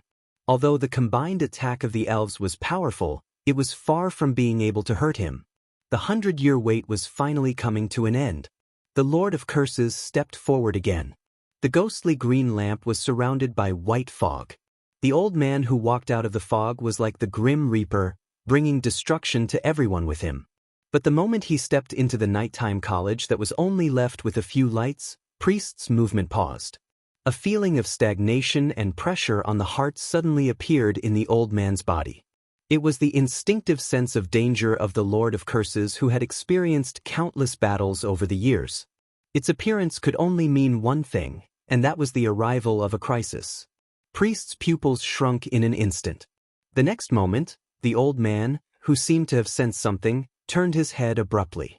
His eyes, which had seen the vicissitudes of life, pierced through the obstacles like an eagle and landed on the top of the clock tower in the moonlit night. It was a figure with an illusory beauty like an elf that no longer existed in this world. The figure was wearing a dark coat, and his body was slightly thin. His skin was slightly pale due to blood loss, and his shoulder-length hair was fluttering in the night wind. His cold and majestic gaze looked down. The moonlight attached to his body, dyeing it with brilliance like a guardian. The moment he saw the familiar yet strange figure, Priest's eyes widened abruptly. The Lord of Curses naturally would not lose his composure because of the change in his enemy's appearance. What really made him feel strange was Luo Ya's eyes. It was a pair of eyes that was calm and vicissitudes, as if it had experienced countless years and seen the prosperity and decline of the world. The bright color in the golden eyes seemed to have been erased by time, leaving only the dim color of dusk. The moment Priest looked into Luo Ya's eyes, he even had the illusion that he was looking directly at an ancient existence. Something was not right. Almost instinctively, Priest's curses began to churn in his body. Luo Ya, who was staring at him, did not move or have any killing intent, but it was precisely because of that made Priest's hair stand on end. "What did you do?" The old man furrowed his brows and questioned. However, he did not expect an answer at all. Vigilant in his heart, Priester simply raised his hand. The radiance of spells shone like stars that fell to the ground in the dark night. The intense radiance rushed towards the figure on top of the tower along with his words. Everything before him turned into white light just like last night. The familiar scene made the black-haired young man's eyes flicker slightly. But now, he was no longer the same as before. The moment before the radiance reached him, a dusk-colored airflow suddenly burst out of the youth's body. The turbid airflow instantly covered heaven and earth, spreading in all directions. The dust-colored hurricane firmly withstood Priest's attack, and then turned it into nothingness as if wiping away dust. However, that was not the end. As the night wind blew, the sound of the wind was heard. Almost in an instant, the entire St. Freya Academy seemed to have fallen into another world. It was a dust-colored airflow that filled the surroundings as if it was the end of the world. The ear-piercing sound of the wind mixed with the sound of rolling sand echoed in the air. The call of death filled the surroundings as if it was right beside one's ears. The old man in the black robe looked at the scene in front of him and frowned in surprise. However, he did not unleash his curses like he did when he faced the freezing air of the frozen earth. Because unlike the freezing air before, the dust-colored airflow did not attack in a straight line but was everywhere. I see. I didn't expect you to have obtained a new power. The old man in the black robe's face gradually turned gloomy in the sandstorm. Thick curses began to accumulate in his body. In just a short day, Luoya had undergone such a huge change. This situation surprised him, and at the same time, it also aroused the murderous intent in Priest's heart. As expected, this family member must be dealt with, or else there would be endless trouble in the future. Fortunately, everything was not too late. Chapter 3:17. In the sky, the mist of dusk seemed to have sensed the will of its master and began to gather together. Thick waves of curse power gathered into countless tornadoes and turned into the spear of chaos as the black-haired boy moved. It was an invincible blade that could erode and shatter anything in its path. It was an unstoppable wind of destruction. When the power of the heavens descended, the surrounding space seemed to have solidified. Countless wind blades whistled towards Priester as if they were responding to each other. Facing the attack from the 6 calamities, that was difficult to defend against, Priester's skinny body seemed to have returned to his prime under the replenishment of curse power. He raised his long staff, and countless elves flashed around him. The galaxy seemed to have reversed at this moment, and the white light that devoured everything reappeared in the world. A fierce battle took place in St. Freya Academy. The curse power that devoured each other collided with each other. Luoya, who had the help of the witch's blood and Lillian, could feel that he was stronger than ever. The abundant curse power supported him, and it was even stronger than when he received Pei Tila's blessing. The golden pupils of the boy floating in the sky lit up like candlelight amidst the vibrations of the source form. He reached out his palm, and the crown stone that he released with all his might seemed to have released an ancient monster into the world. In the haze, a vague figure appeared in the sky. It was a giant whose face could not be seen clearly, and it was also the one who summoned the dead in the ancient records. The moment he saw the yellow figure in the sky, Priester's eyes lit up. He finally understood what Luoya was relying on. Is this the basis for your arrogant words? The legendary monster that destroyed many ancient civilizations, one of the messengers of the Mother Goddess, the Wind Summoner. That is indeed a synonym for terror. Priester looked up at the giant monster that was formed by the endless wind and said so. He then looked down at the boy in front of him. The power of the crown stone, as well as your miraculous spell that allowed you to stack the power of those with the same bloodline to surpass the 3rd level of source rank, is indeed beyond my expectations, but who gave you the misconception that reaching the 3rd level of source rank can threaten me? Origin rank 3. You're only qualified to stand in front of me. The old man's voice thundered as he raised his staff.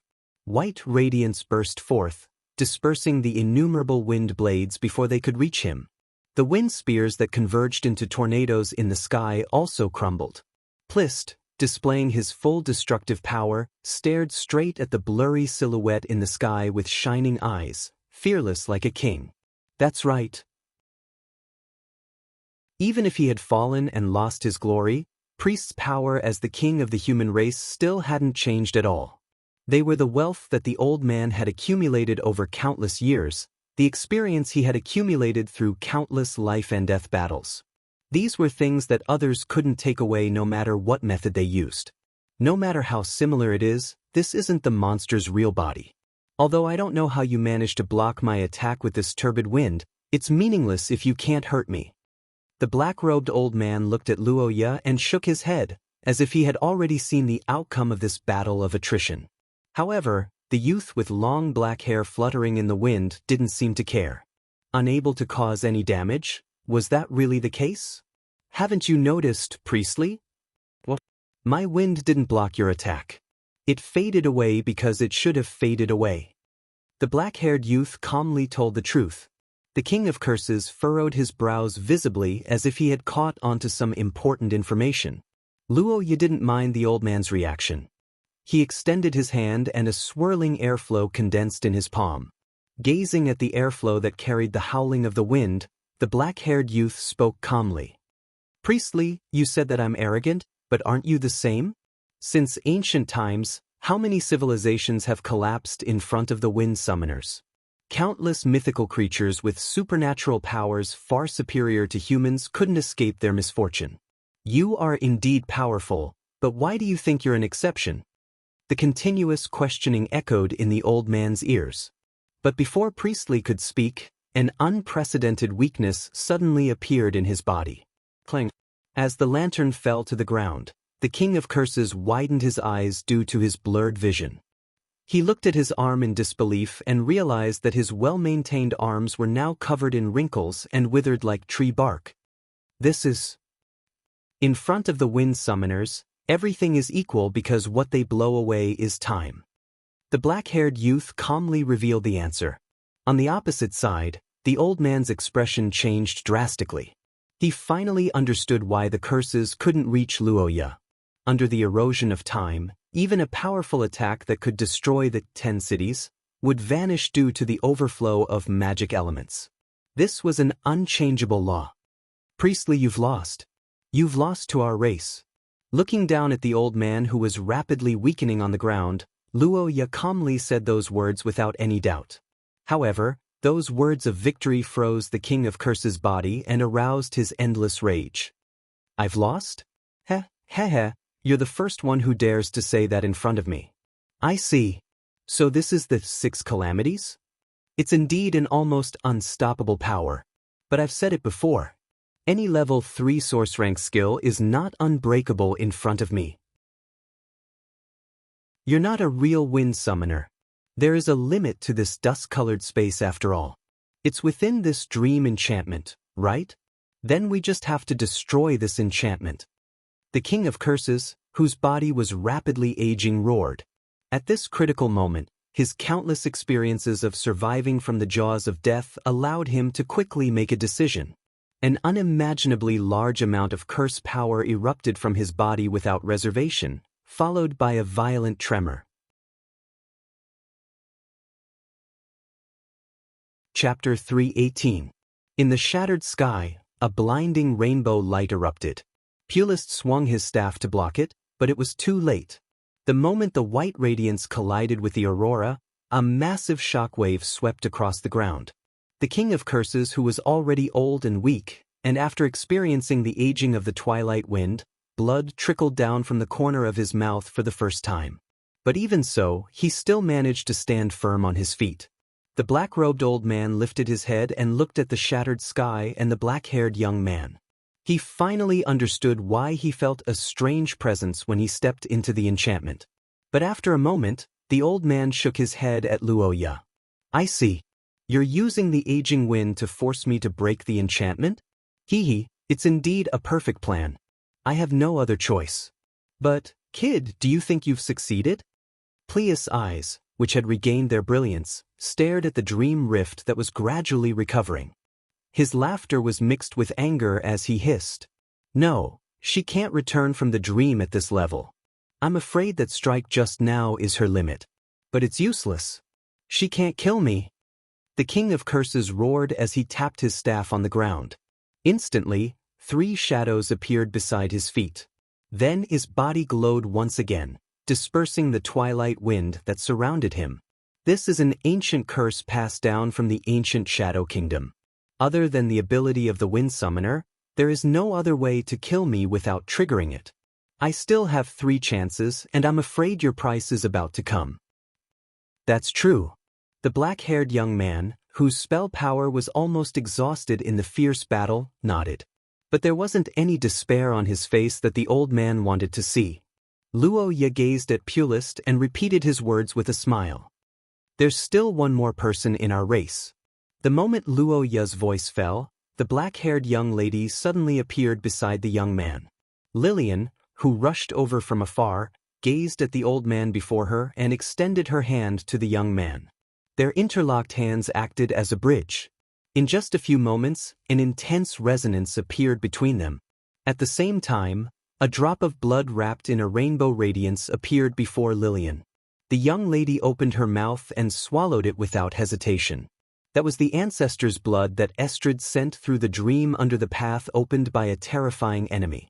It was also the blood of the nightmare, the most difficult creature to influence in this world. Using it as a medium, a miracle that only lasted for one night was born. Translucent wings extended from her back, and her small ears became slightly sharp. Her already beautiful face exuded a dreamlike charm as her aura changed. Under the colorful light and with her blood as the medium, Lillian temporarily transformed into a dream demon. At the same time, the skill that the witch bestowed upon her also arrived.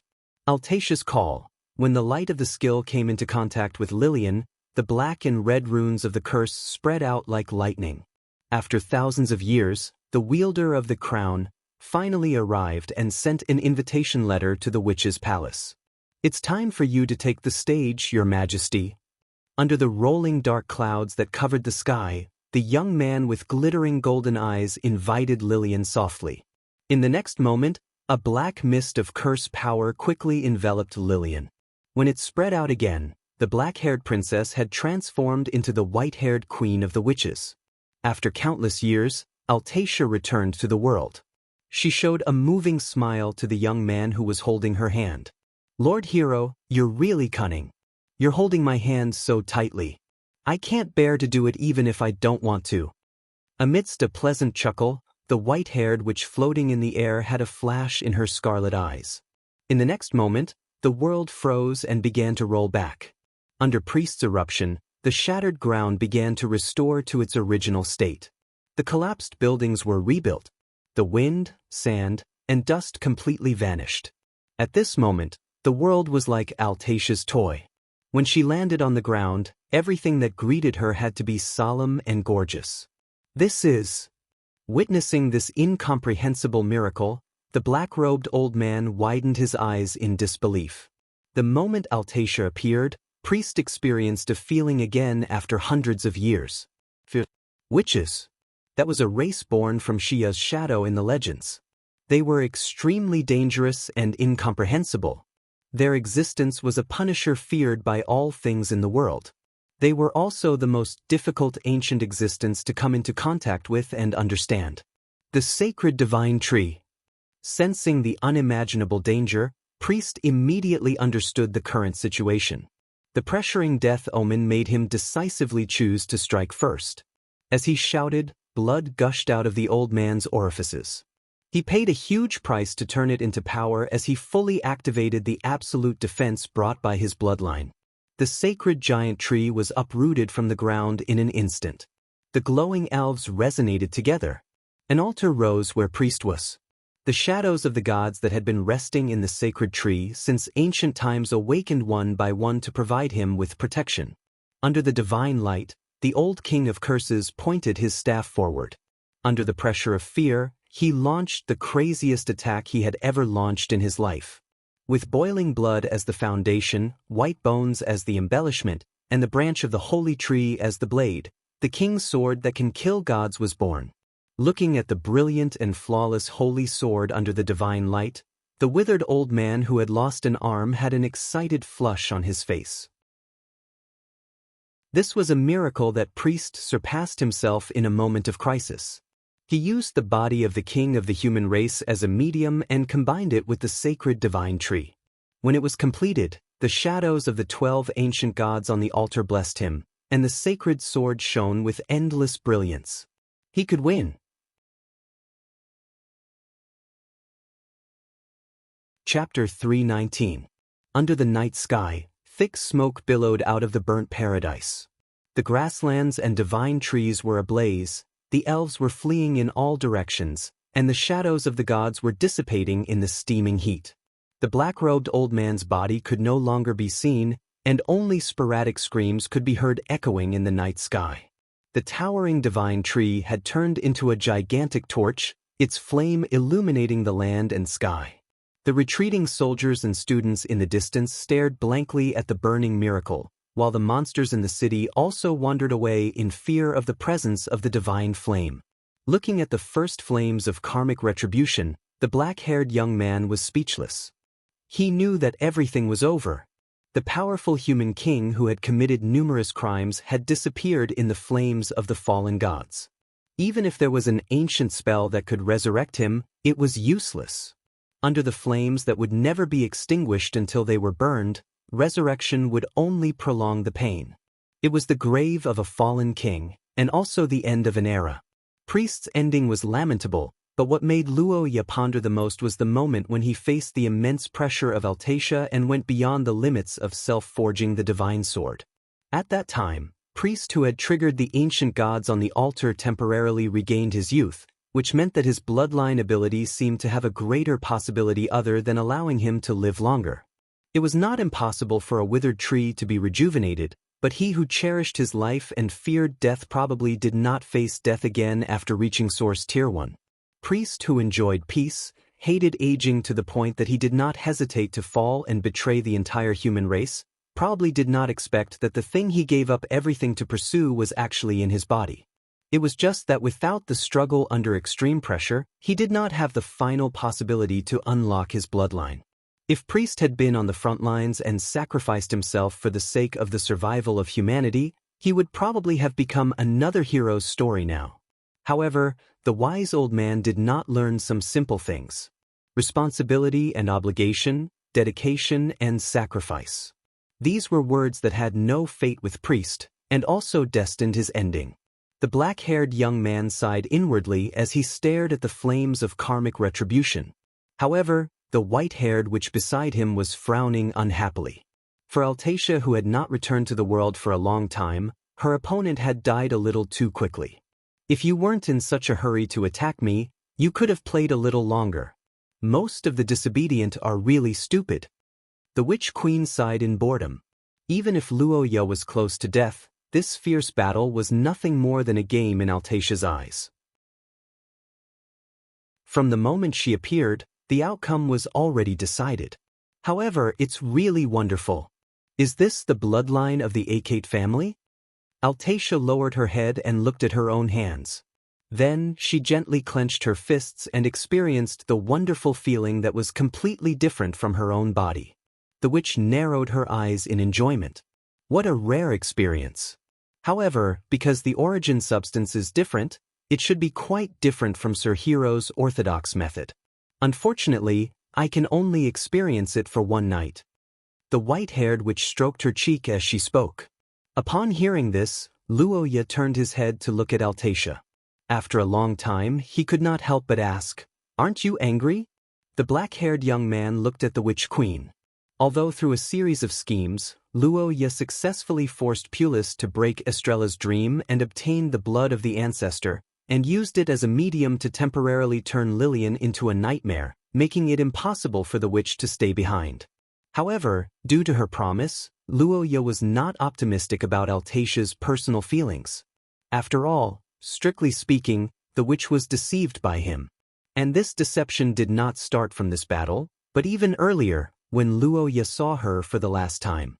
When Luo Ye discovered that all the clocks in the dream barrier had paused and the dim campus scene was exceptionally familiar, he understood that the dream barrier was related to the dream guided by the Black Rose Ring. After meeting Estrella again, he was completely sure that the two were of the same origin. The meeting between Luo Ye and Altacia before the battle was actually all part of his plan. To a certain extent, it was a kind of acting, but he did not expect the witch to make an agreement with him. Under the illumination of the fire, Luo Ye quietly waited for the witch's anger, but to his surprise, Altacia did not get angry. The white-haired witch blinked and tapped her lips with her finger. "Indeed, my plan failed, but I'm not angry. Like I said, although I like the contradictions and entanglements in your heart, I like the way you look when you defeat them even more. But it's really beyond my expectations. I didn't expect you to use this method to break my deadlock. You made me so excited that I spilled my tea. Altacia smiled happily. The next moment, she suddenly took a step forward and pressed herself against the young man's chest. She looked at Luoya, who was pushed back by something inexplicably soft. She narrowed her eyes and whispered seductively. At that time, Altacia was really contradictory. She knew it was a trick, but she had to go because of the constraints of the agreement. She actually used this method to torture me. Sir Hero is really evil. However, it's really interesting, so this time, I'll treat it as a reward for Sir Hero. The Witch Queen smiled and pointed her finger at Luoya's chest. The black-haired young man was silent for a moment before smiling. Thank you so much. Then, after the lady, let me fulfill the agreement. Luoya said and took a step back, then smiled and stretched out his hand. The witch who saw his action was stunned for a moment and realized something. Contract? Yes, although that world is gorgeous, it's too boring for you. Indeed, and after Sir Hero used Altacia violently, she can't leave.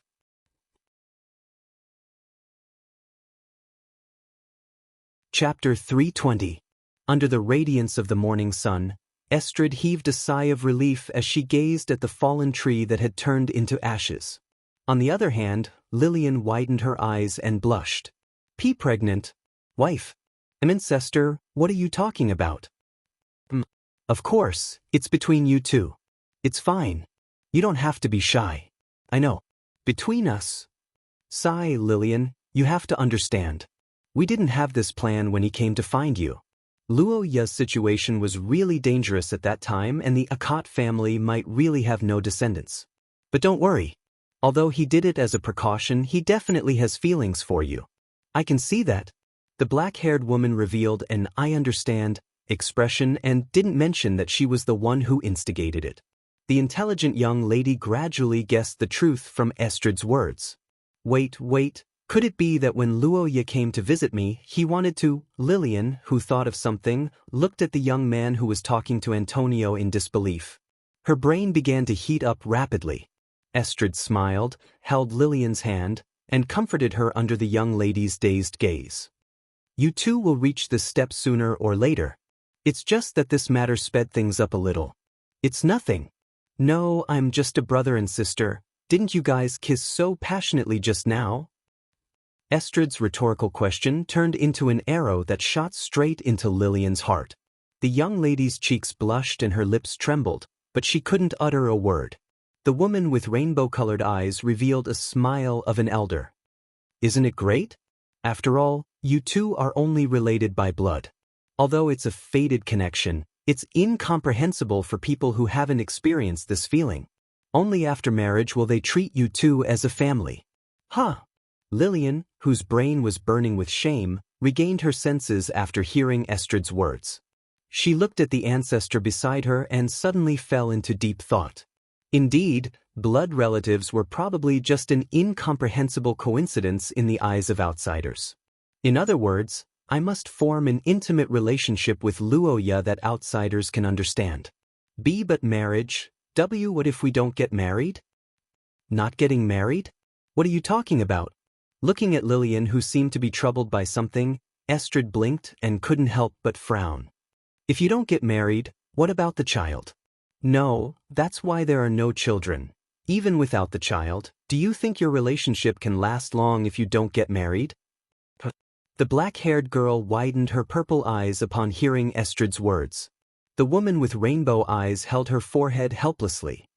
You're obviously very smart, so why would you make such a mistake?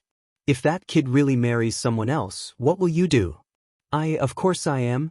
Wait, halfway through her words, the girl's purple eyes narrowed slightly. She immediately thought of a fatal problem. She might be able to treat Luoya as a family member in her heart, and she could also say that to others, but the problem was, would others believe her? If Luoya really got married, what would his wife think? Would anyone in this world allow their other half to have a sister who wasn't related by blood but was close to them? Without a doubt, the answer to this question was no. When the time came, the most likely ending for the two would be to gradually separate and not contact each other for many years. In the end, they would be strangers. The girl who discovered the truth fell into a daze for a moment, but at the same time, she also felt a strong sense of anxiety. It was a feeling that was absolutely unacceptable, and also an inexplicable resistance to the fact that the young man might have a loved one in the future. Looking at Lillian, whose expression changed constantly, Estrid pondered for a long time before asking with a serious expression, "And it's not just him. And it's not just his problem. Do you really think so yourself?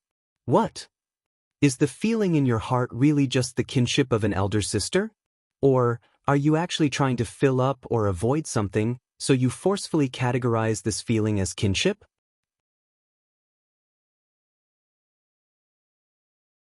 Chapter 321. Under the night sky of St. Freya Academy, outside the cellar in the mountains, Paul Ackman was thinking about a serious question, and that was, a young man and a young woman, spending 2 hours alone in an isolated space at night, what would they usually do? This question could be said to be quite complicated. In Luo Ya's previous life, there were many different opinions. After all, people had different relationships, different thoughts, and different perspectives when looking at problems. Some people fought together for the survival of mankind in such an environment, while some just played Fight the Landlord for the night. Fortunately, Shia didn't have a game like Fight the Landlord, and the aristocrats also needed an elegant environment to play chess. These unreliable possibilities were naturally ruled out by Paul, so the remaining answer seemed to be, how is this possible? Paul shook his head at this thought, laughing at himself for thinking too much. Although Big Brother Luoya was an impeccable person in all aspects, that was his royal sister, who was also a famous ice beauty in the Austin Empire. Most importantly, they had different nationalities. How could there be something fishy between an aristocrat and a royal princess of an empire? How was that possible? But that was the truth. It had been more than 2 hours since Luoya entered the cellar, but neither Lillian nor Luoya came out again. As time went by, the atmosphere at the scene became more and more strange. The whispers became louder and louder nearby. Paul recalled the movements in the cellar during this period in detail and found nothing suspicious. There were no explosions, no metallic sounds of swords clashing, and no spell fluctuations, which basically ruled out the possibility of a fight. But in the end, signs were just signs. No one knew whether this would be a turning point. As for the current situation, perhaps the two were discussing further cooperation? Paul touched his chin and thought so, not knowing that he had guessed half of it right. The discussion hadn't happened for the time being, but the further cooperation between the two was basically inevitable. It was just that it wasn't about two factions but more personal aspects. For example, genetic cooperation. Paul normalized the development of things here, but Jellic next to him was not like this. The gray-haired boy looked at the entrance of the cellar and felt that there was a smell of love floating in the air. Although Jellic didn't know what Luoya saw down there, he guessed that it wasn't anything good. Luoya must have been alone to control her emotions. The fact that Luoya dared to go down alone at such a time actually explained some things. Normally speaking, even if they knew that Lillian was in a bad mood, they would avoid it if they weren't close enough. Even Paul, who was a relative in name, hesitated and didn't stand up for Lillian when she was in trouble. However, Luoya didn't seem to have any hesitation and went down directly. What was it that needed to be discussed to such an extent? Besides, if they really wanted to talk about something important, shouldn't they wait until the other party calmed down? There was no doubt that this was somewhat unreasonable, and another explanation was more likely. That was, the minister was there to comfort Lillian. But if that was the case, it was too different from how they usually had nothing to do with each other. Thinking about it this way, there were very few people in Chris's classroom. Would they be the type who had a good relationship behind closed doors? So after Paul, Jellic also guessed part of the truth, but he still wasn't quite sure. If the door was closed, the relationship between the two wasn't as simple as having a good relationship. The two from the consulting department who had already guessed it didn't mean to be too anxious. Paul and Jellic weren't anxious, but the members of the Purple Rose faction were a little restless. 2 hours didn't seem like a long time, But it was inconceivable to the guards who had followed Lillian for many years. After all, no matter what kind of difficulties she faced, Lillian had never been able to calm down for more than an hour. Of course, the most important thing was that Lillian wasn't alone. Luoya was still inside. The unprecedented situation made the personal guards gradually anxious. But when they recalled Lillian's order at that time, no one dared to directly disobey it. After thinking for a while, the Purple Rose faction stared at Paul. Although they were unwilling, if there was anyone present who could enter the cellar to check out the situation, it would undoubtedly be Paul. Whether it was his identity as the Aikman family or his position as the deputy minister of the consulting department, he was very suitable. Besides, Lillian's order didn't include Paul. With several reasons added together, Paul and Aikman accepted the order and went down into the cellar under everyone's expectant gazes. At this time, in the depths of the cellar, after the returning light had been extinguished for a long time, the two figures gradually began to regain consciousness. Lillian's consciousness woke up in a haze.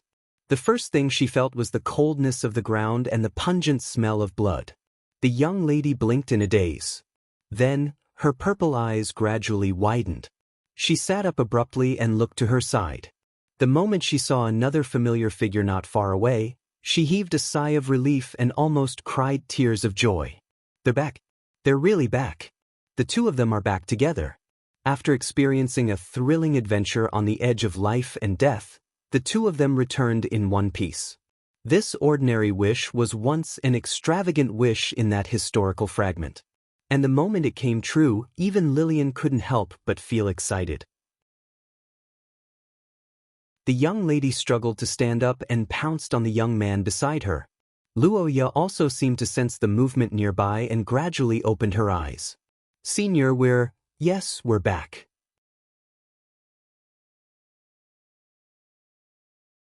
Chapter 322. What kind of creature is this?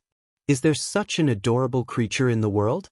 Lillian's almost frozen mind thought as she looked at the unconscious young man in her arms. She had fair and tender skin, cute and nimble long eyelashes, cherry-colored lips and small ears. Her messy black hair paired with her gentle and beautiful appearance made it hard for people to tell whether she was a man or a woman. Her soft and supple body made people want to hug her. Lillian looked at the young man and suddenly felt her mind hazy as if he was tempting her to kiss him. However, the young girl who had just lowered her head suddenly came back to her senses. No. How did Luoya turn into a child? Psst.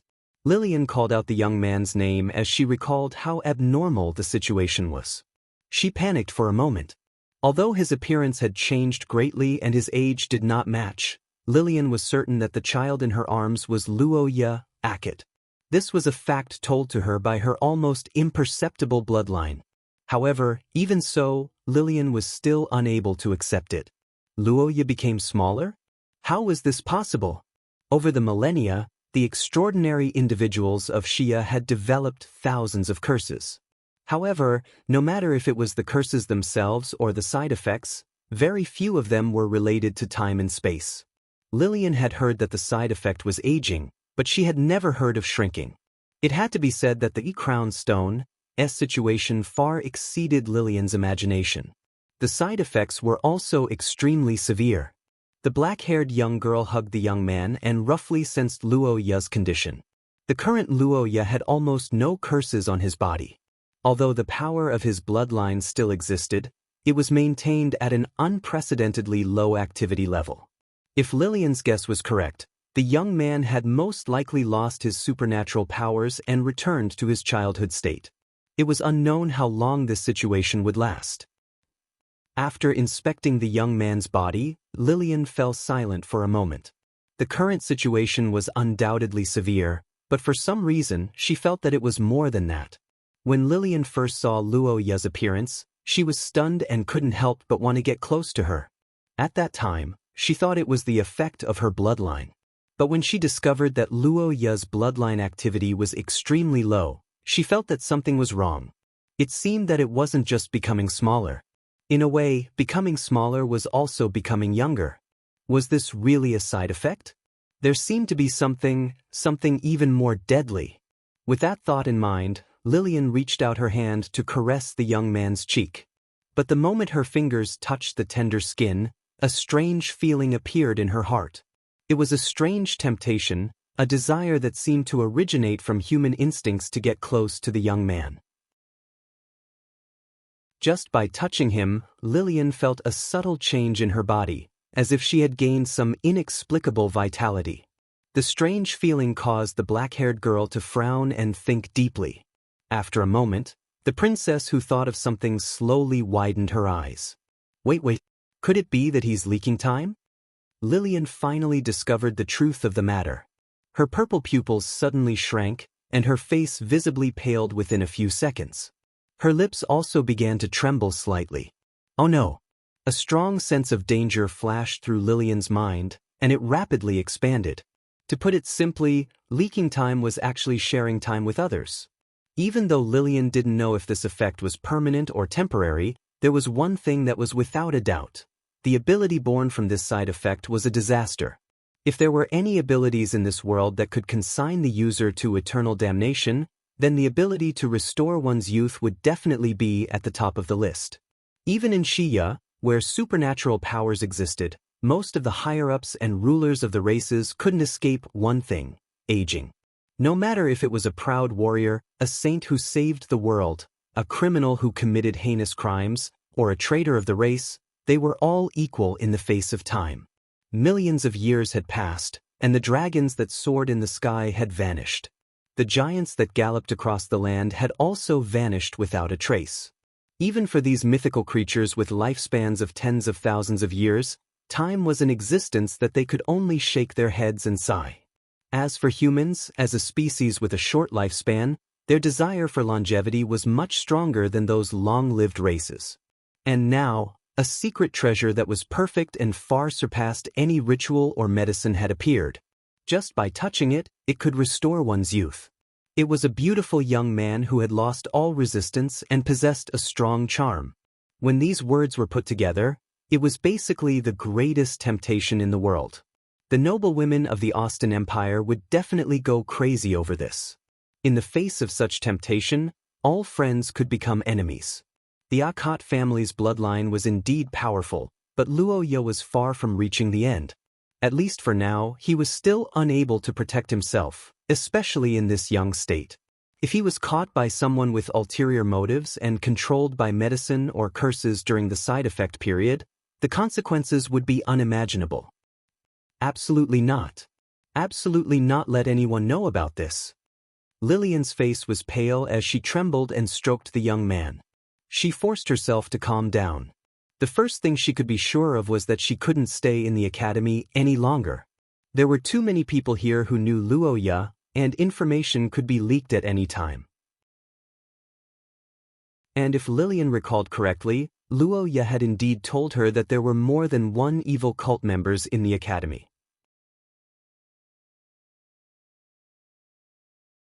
Chapter 323. Saint Mestre Theocracy, Akkad Territory.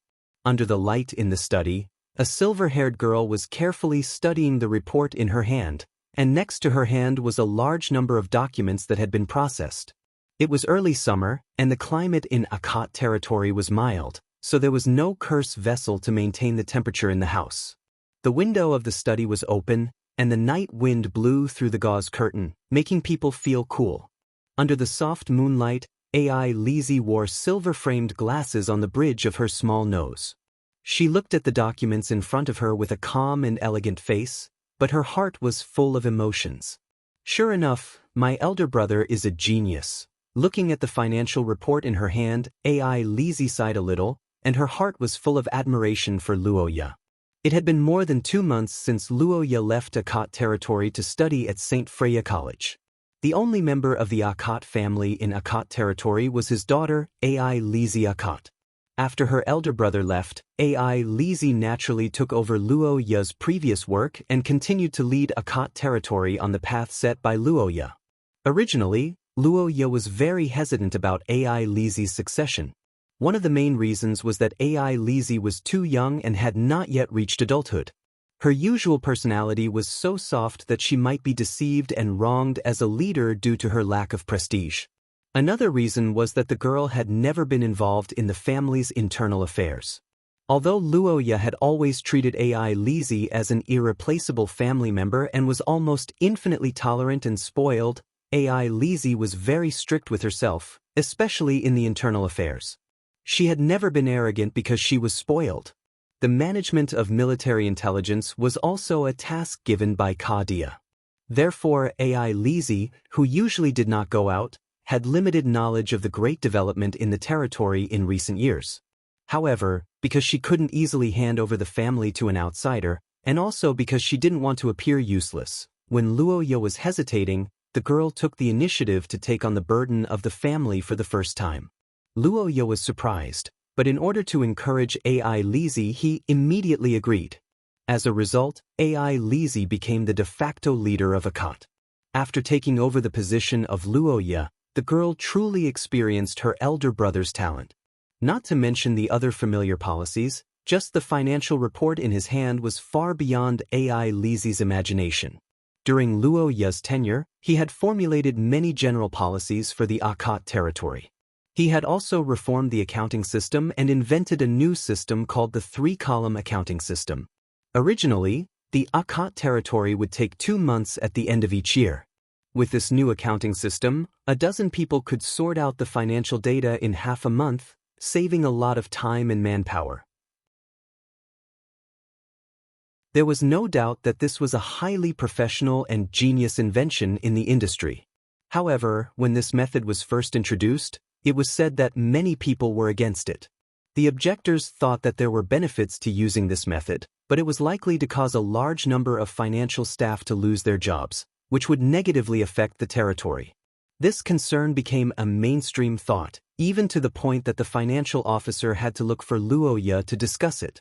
However, after listening to the financial officer's report, Luoya laughed.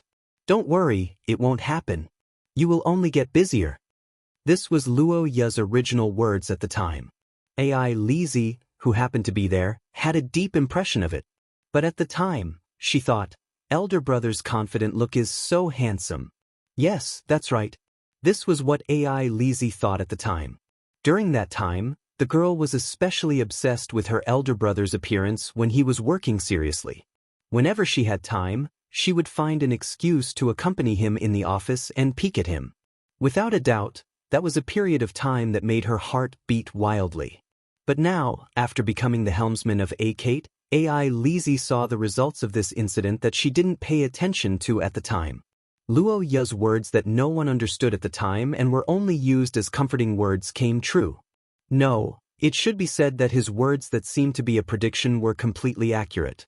Not only did the financial staff not lose their jobs, but they also became the most popular job in Akate for the past 2 years. The reason was very simple. It was because of the three-column bookkeeping method. This convenient bookkeeping method did indeed greatly reduce the manpower, but at the same time, it also greatly increased the efficiency of business activities.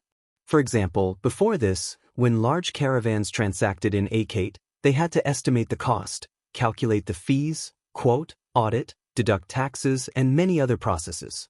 Basically, they had to wait for 10 days to half a month before they could clear the complicated accounts and leave. This was under the condition that they didn't make a mistake. But with the new method, it was basically settled in 3 days. This was equivalent to saving 10 days of time for the merchants.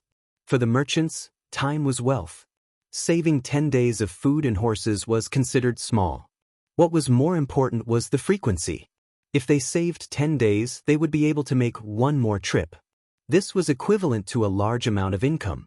For the shrewd merchants who stared at the profits every day, it was simply great news. They were all merchants. If they went to Akate, they could make a lot more money. If they didn't go, wouldn't their brains be kicked by a donkey? Outside merchants flocked to Akate, but the merchants in the territory were even happier. This was because they didn't have much money. They basically used it all to buy goods. If they didn't pay the bills, they wouldn't have any cash flow. They didn't have a single cent on them, so they could only wait for the financial staff. But now that this time was greatly reduced, they could also engage in more business activities. Then, of course, with more business activities, there would be more jobs, and the flow of goods and materials would be faster. In the end, you wouldn't be able to pay the bills, right? Do you need a financial staff? Yes, this was the reason why financial staff were so popular. When AI Lizzie sorted out this logic, she also deeply understood one thing. That was, her elder brother was really a genius. AI Lizzie believed that if it wasn't for the burden of the Akate bloodline, her elder brother who was focused on business could even build the Akate family into a big family like Sorophia. At that time, AI Lizzie would become the guardian of the family and live happily with Luoya, who was just an ordinary person. TSK, wouldn't it be perfect? Every time she thought of this possibility, AI Lizzie felt bitter. However, there were no ifs in reality. Luoya had already awakened, and the fox spirits came one after another. Thinking of the blonde princess and the reddish-brown young lady, AI Lizzie's heart was in a mess.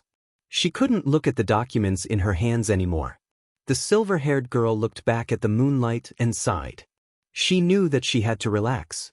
Thinking so, the girl walked out of the study and strode towards Luoya's room. She began the only way to relax when he wasn't around. Rolling in the sheets.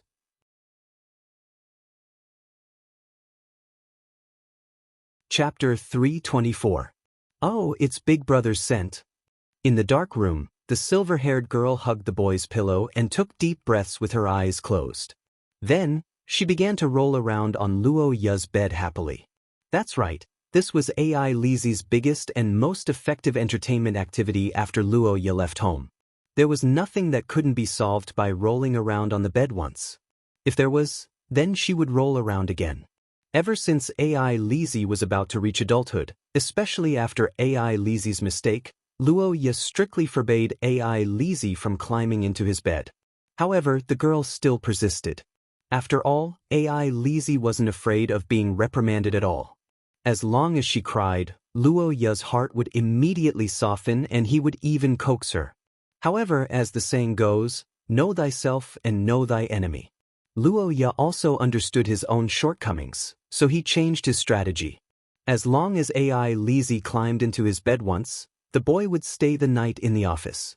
This time, AI Lizzie couldn't stand it anymore. Every time she waited for him to come home, her eyes would be filled with tears. Because of this countermeasure, the girl couldn't get on Luoya's bed for a long time. She could only occasionally peek at his sleeping face under the moonlight in the middle of the night. So this time, after Luoya left, the first thing AI Lizzie did was to occupy Luoya's room. That was how her hobby of rolling around on the bed came about. Of course, other than when she was in a bad mood, AI Lizzie would also come. Every morning, she would roll around to replenish Luoya's nutrients. She would also roll around at night so that she could dream of Big Brother. The silver-haired girl relaxed on the bed. Outside the door, Anna carefully closed the door for the young miss who was having a shameful hobby. She held her forehead and sighed helplessly. Since Luoya left home and AI Lizzie took over the position of acting overlord of Akate territory, Anna often saw her young miss frowning as she looked at the information left behind by the young master. Occasionally, she would be disappointed because she couldn't understand it. Every time this happened, Anna wanted to help, but there was a limit to what she could do. As Luoya's personal maid, Anna had actually acted as Luoya's secretary for a long time. Under the influence of Luoya, she had a deep understanding of the territory. But even so, she was still confused about many of Luoya's decisions. Young Miss is already a genius for being able to learn so many things in such a short time. I don't think there's any need to feel disappointed. Anna had said similar words to her more than once, but AI Lizzie was still worried that she would disappoint Luoya. However, that didn't seem to be the case today. Perhaps she was just missing the young master. Recently, AI Lizzie's yearning had been increasing day by day. As the president of Luoya x AI Lizzie's fan club, Anna was very clear about this point. But it had to be said that the way the young miss alleviated her yearning was too unladylike. No matter what, she had rolled around on young master's bed and whatnot. Moreover, those clothes had already been washed and changed. Anna rubbed her temples in confusion. She couldn't figure out where the so-called elder brother's smell came from. She could only attribute it to her young miss's unique psychological comfort. At this time in the room, AI Lizzie stopped after rolling around on the bed. She hugged Luo Ya's pillow and gently took off her glasses. A year had passed since the incident with Luo Ya, and AI Lizzie had changed quite a bit. The most obvious changes were her glasses and her twin ponytails. As an extraordinaire with a perfect origin form, AI Lizzie's body naturally wouldn't be short-sighted. Her glasses were plain glasses and didn't have any visual aids. They were purely decorative. The reason she wore them was because of Luo Ya's praise. AI Lizzie always feels more intellectual when she wears glasses. At that time, the boy didn't expect that his words would be firmly remembered by the girl. Later on, when Elisa accompanied him to read books, she would often transform into a bespectacled girl. As for the hairstyle, it was changed by Elisa herself. In the face of fiercer and fiercer enemies, she had to increase her feminine charm. This was the goal that AI Lizzie had been working towards for the past year. For this reason, she conducted a lot of research and found that Luo Ya seemed to pay special attention to this relatively rare hairstyle. After discovering Luo Ya's preference, AI Lizzie decisively attacked, and the results were very obvious. With this hairstyle, AI Lizzie achieved the achievement of taking an afternoon nap together. It had been a long time since she fell asleep beside her elder brother. With the young girl's efforts, the situation between the two could be said to be very good. However, everything was interrupted by the matter of Luo Ya going to school at St. Freya Academy. AI Lizzie couldn't do anything about it. She could only manage the territory well and wait for Luo Ya to come back for the holidays to reward her. As for the matter of Nua Iyer and Xia Luot being at the academy, AI Lizzie was naturally unwilling to accept it. However, she wasn't too worried about it. After all, Xia Luot and Nua Iyer were both by Luo Ya's side at the same time. AI Lizzie knew all too well what would happen. Of course, it would be to drag the other party down. If it was anywhere else, the Saint Maester Empire might be able to suppress the Rose Commercial United Nations. However, this was not necessarily the case at St. Freya Academy because the Sorofia family was the school's biggest financial backer. In other words, Xia Luot had a certain home advantage. When the time came, when the two of them fought fiercely, there was a 99% chance that the other party would benefit. And who would that other party be? Wasn't it obvious? Thinking of this, the young girl slightly puffed out her chest and revealed a smile as if everything was under her control. In an academy full of outsiders, who would have a better reason to get close to Luo Ya than her in the name of family? When school starts next year, it will be the time to kill and reach the top. What Nua Iyer, Xia Luot, it's just a so-so. Hee, it's settled. AI Lizzie hugged the pillow and revealed an expectant smile. Then, she remembered another piece of information. Oh, right, they still have an enemy.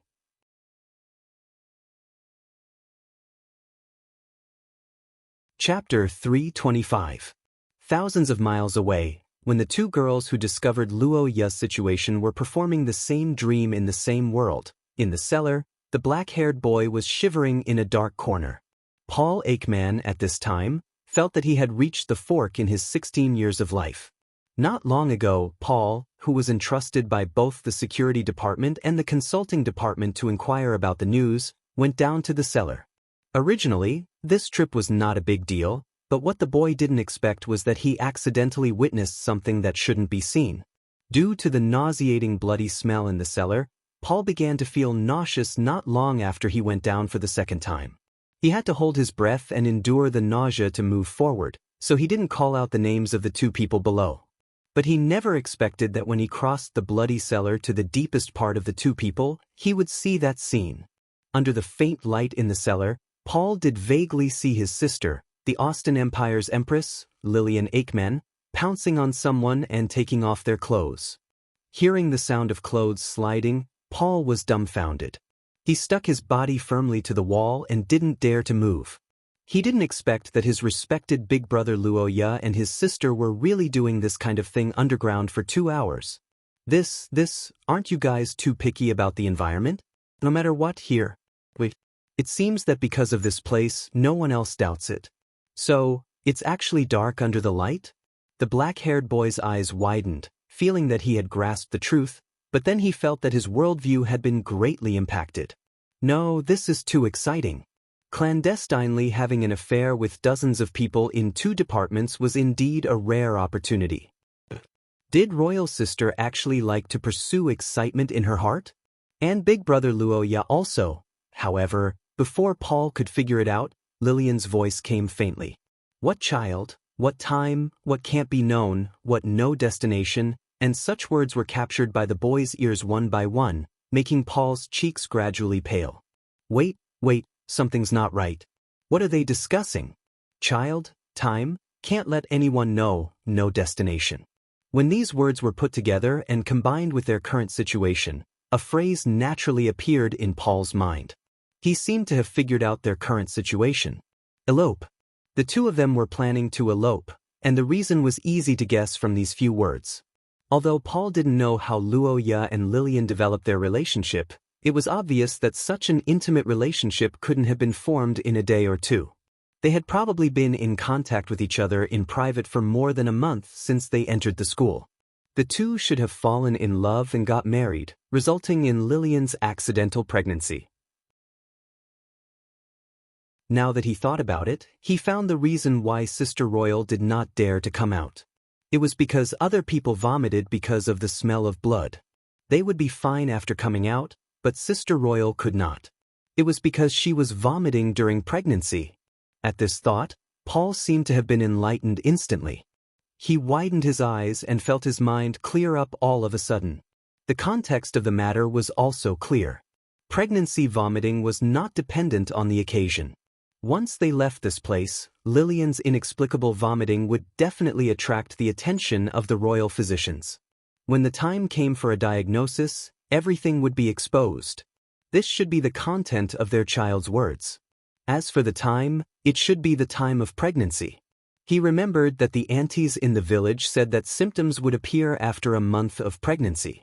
The timing was also exactly right. At this thought, Paul broke out in a cold sweat instantly and felt his body stiffen. Even though he was ignorant, he knew that the 2 of them were in big trouble now. No wonder they didn't come out for 2 hours. They must be thinking of all kinds of countermeasures. It seemed like Sister Royal couldn't bear to abort the child, so she suggested eloping without a destination. Paul understood Lillian's feelings. After all, she was the child's mother. It must be painful to kill the flesh and blood in her stomach. But wasn't eloping too bold? The impact would probably sweep across the entire human world. However, if they didn't elope, as one of them was the princess of the Austin Empire, while the other was a great noble of the Saint Maester Empire, this kind of relationship would definitely be suppressed by the 2 countries, and the 2 would almost certainly be separated. At that time, Emperor Lucas would definitely force his sister to abort the child. Lillian was currently at the 3rd level of the source rank while Luoya was at the 4th level of the source rank. With their extraordinary powers, even if they concealed their identities and fled to a faraway place, they wouldn't face too many difficulties in life. After all, their strength was there for all to see. But if they committed treason, they probably wouldn't be able to return to their respective countries in the future. They would no longer have such noble identities. In other words, this was a choice between love and glory and wealth. Sister Royal, who proposed to elope, undoubtedly gave up the throne and chose love and the fruit of their love. This fully reflected a woman's sensitivity toward love. But what about Luoya's elder brother? If Paul recalled correctly, Luoya should be the only son in the family. Would he be willing to give up everything and his bright future for Sister Royal and their child? Or would he be the complete opposite and force Sister Royal to abort the child? Faced with this choice, Paul didn't know the right answer at all. He leaned against the stone wall and anxiously waited for Luoya's answer. But all he heard was an earth-shattering noise. Boom! The vibration and smoke came at the same time, startling Paul, who was listening. The young man was slightly taken aback. Then, he rushed into the hole and saw the 2 rushing out through the ground. So this is Brother Luoya's choice? Looking at the backs of the 2 leaving, a look of admiration flashed in Paul's eyes. He was touched. Although he didn't dare to say that the first choice was right, Paul believed that as a man, the second choice was definitely wrong. Sure enough, Big Brother is Big Brother. He actually dared to take such a big risk to elope with Sister Royal. But by doing so, he must be under a lot of pressure. Is there any way to help them? The young man fell into deep thought.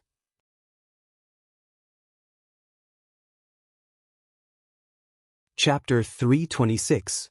Under the moonlight, Lillian Ackman and the elf quickly traversed the fog-filled forest under the guidance of the elf. It had been 2 hours since Lillian burst out of the cellar. She had been moving forward in the forest. She did not choose to leave St. Freya Academy through the regular roads. Instead, she chose to leave Leinster through the misty forest outside the academy because the two of them were too conspicuous.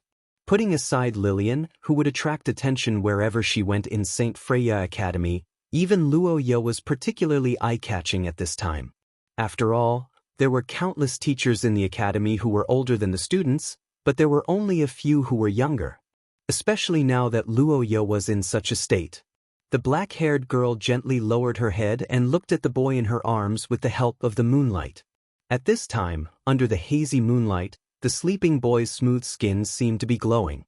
His lovely eyelashes fluttered slightly with the wind. His upper and lower eyelids were well-defined, his eyebrows were slender and delicate, his nose was straight, his lips were rosy, and his ears were like delicate little shells. With just a glance at the boy in her arms, Lillian's heart skipped a beat as if it was shot by something. Her breathing, which could not be disrupted even after crossing mountains and forests, suddenly became disordered. Her brain was burning and her body was hot. Realizing that she was not in the right state, the girl hurriedly averted her gaze. The strange feeling that kept surging in her body made her pull at the collar of her clothes. She used the cool night air to regain her calmness and took 2 deep breaths to calm her emotions. Yes, this was the second reason why Lillian chose not to appear in front of everyone. The temptation of Luoya now was too strong. Her mere existence was enough to attract everyone's attention. This time, although Lillian only made a hasty decision to leave with Luoya in a short period of time, it did not mean that Lillian did not consider anything. Leaving the message that there were still remnants of the enemy in the cellar was one of her methods of delaying the enemy. Whether it was her or Luoya, their identities were very sensitive. If they disappeared without a slightly reasonable reason, it would almost certainly cause a huge commotion. Remember this in a second. // The excuse of chasing after the cultists might not work for a long time, but it could still last for a day or two. A day or two was more than enough time for Lillian, who was at level 3 of source rank, to leave the area around Leinster. At that time, she would write a letter to Chris and ask for an outstation mission. This way, she would be able to control the influence within the school for the time being. Of course, controlling it was only to prevent it from escalating into a missing person case. There would definitely be all sorts of speculations among the students, and it might even cause a huge impact. There would also be all sorts of scandals between the two of them. However, they couldn't care less about that now. Besides, judging from the cold relationship between the two of them in front of outsiders, how serious could the rumors be? The black-haired girl smiled and shook her head at the thought, feeling proud of their secret contact. But what Lillian didn't know was that she had unknowingly become the representative of liberal love who got pregnant out of wedlock and suggested eloping. But then again, rumors didn't seem to be that annoying.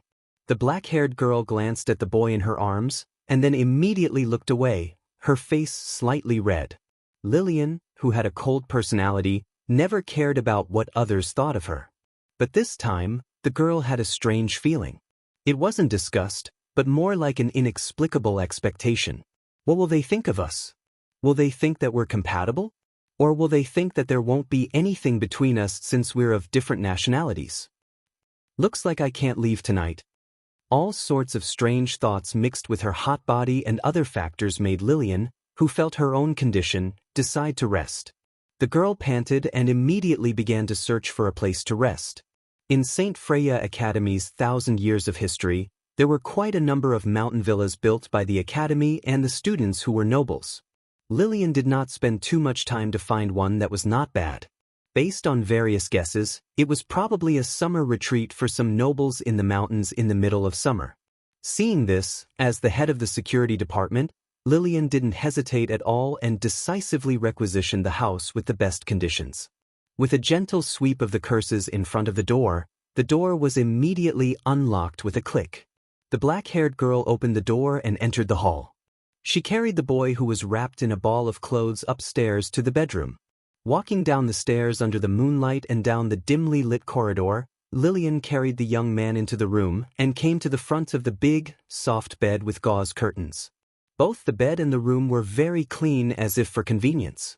But now, the young lady wasn't thinking about that. Instead, she was thinking about something more important. Should I sleep together? Lillian Ackman stood by the wide bed, breathing rapidly and swallowing mouthfuls of saliva. She felt that her body was starting to burn again. Although the relationship between the two was quite deep after experiencing the crisis of the historical fragment, she had to admit that Luo Ye still valued the difference between men and women. The evidence was that the two had never slept on the same bed, whether they were at the headquarters of the Saint Heroes Society or recuperating in Saint Freya Academy. The Austin Empire had always been known for its tradition and conservatism. If an unmarried woman slept on the same bed as the opposite sex, it basically meant that she had given up on all other men. To put it bluntly, this behavior was no different from a private pledge. Luo Ye took this custom into consideration, so she decided to sleep alone for half a night. But now, faced with the same choice, Lillian hesitated. There were many spare rooms, and it was impossible for the two of them to be pursued tonight. All the external conditions showed that they didn't need to sleep together. But standing in front of the bed, the black-haired girl couldn't move her feet. Lillian stared at the boy whose shoulders were half exposed in the messy clothes.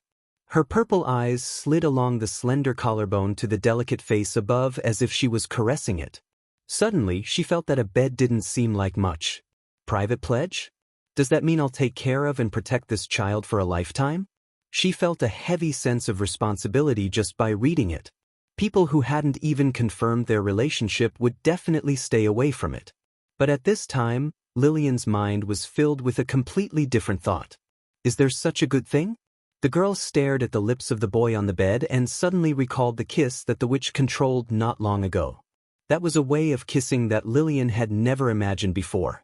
It was different from the warmth of a chick pecking at rice. It was a kiss that filled her body. That feeling made Lillian intoxicated and lost herself. As for now, it made her curious. What does it feel like to kiss someone who has become like this? The girl's gaze gradually straightened. Under the moonlight, she couldn't help but lower her body. You're tuning in to the Passion Pages YouTube channel. We're so grateful for your support, and don't forget to subscribe to join us on this incredible journey through captivating stories. Your generosity through donations truly makes a world of difference, as it's the primary source of revenue that allows me to expand and enhance this channel for you. Thank you from the bottom of my heart for being a part of this adventure.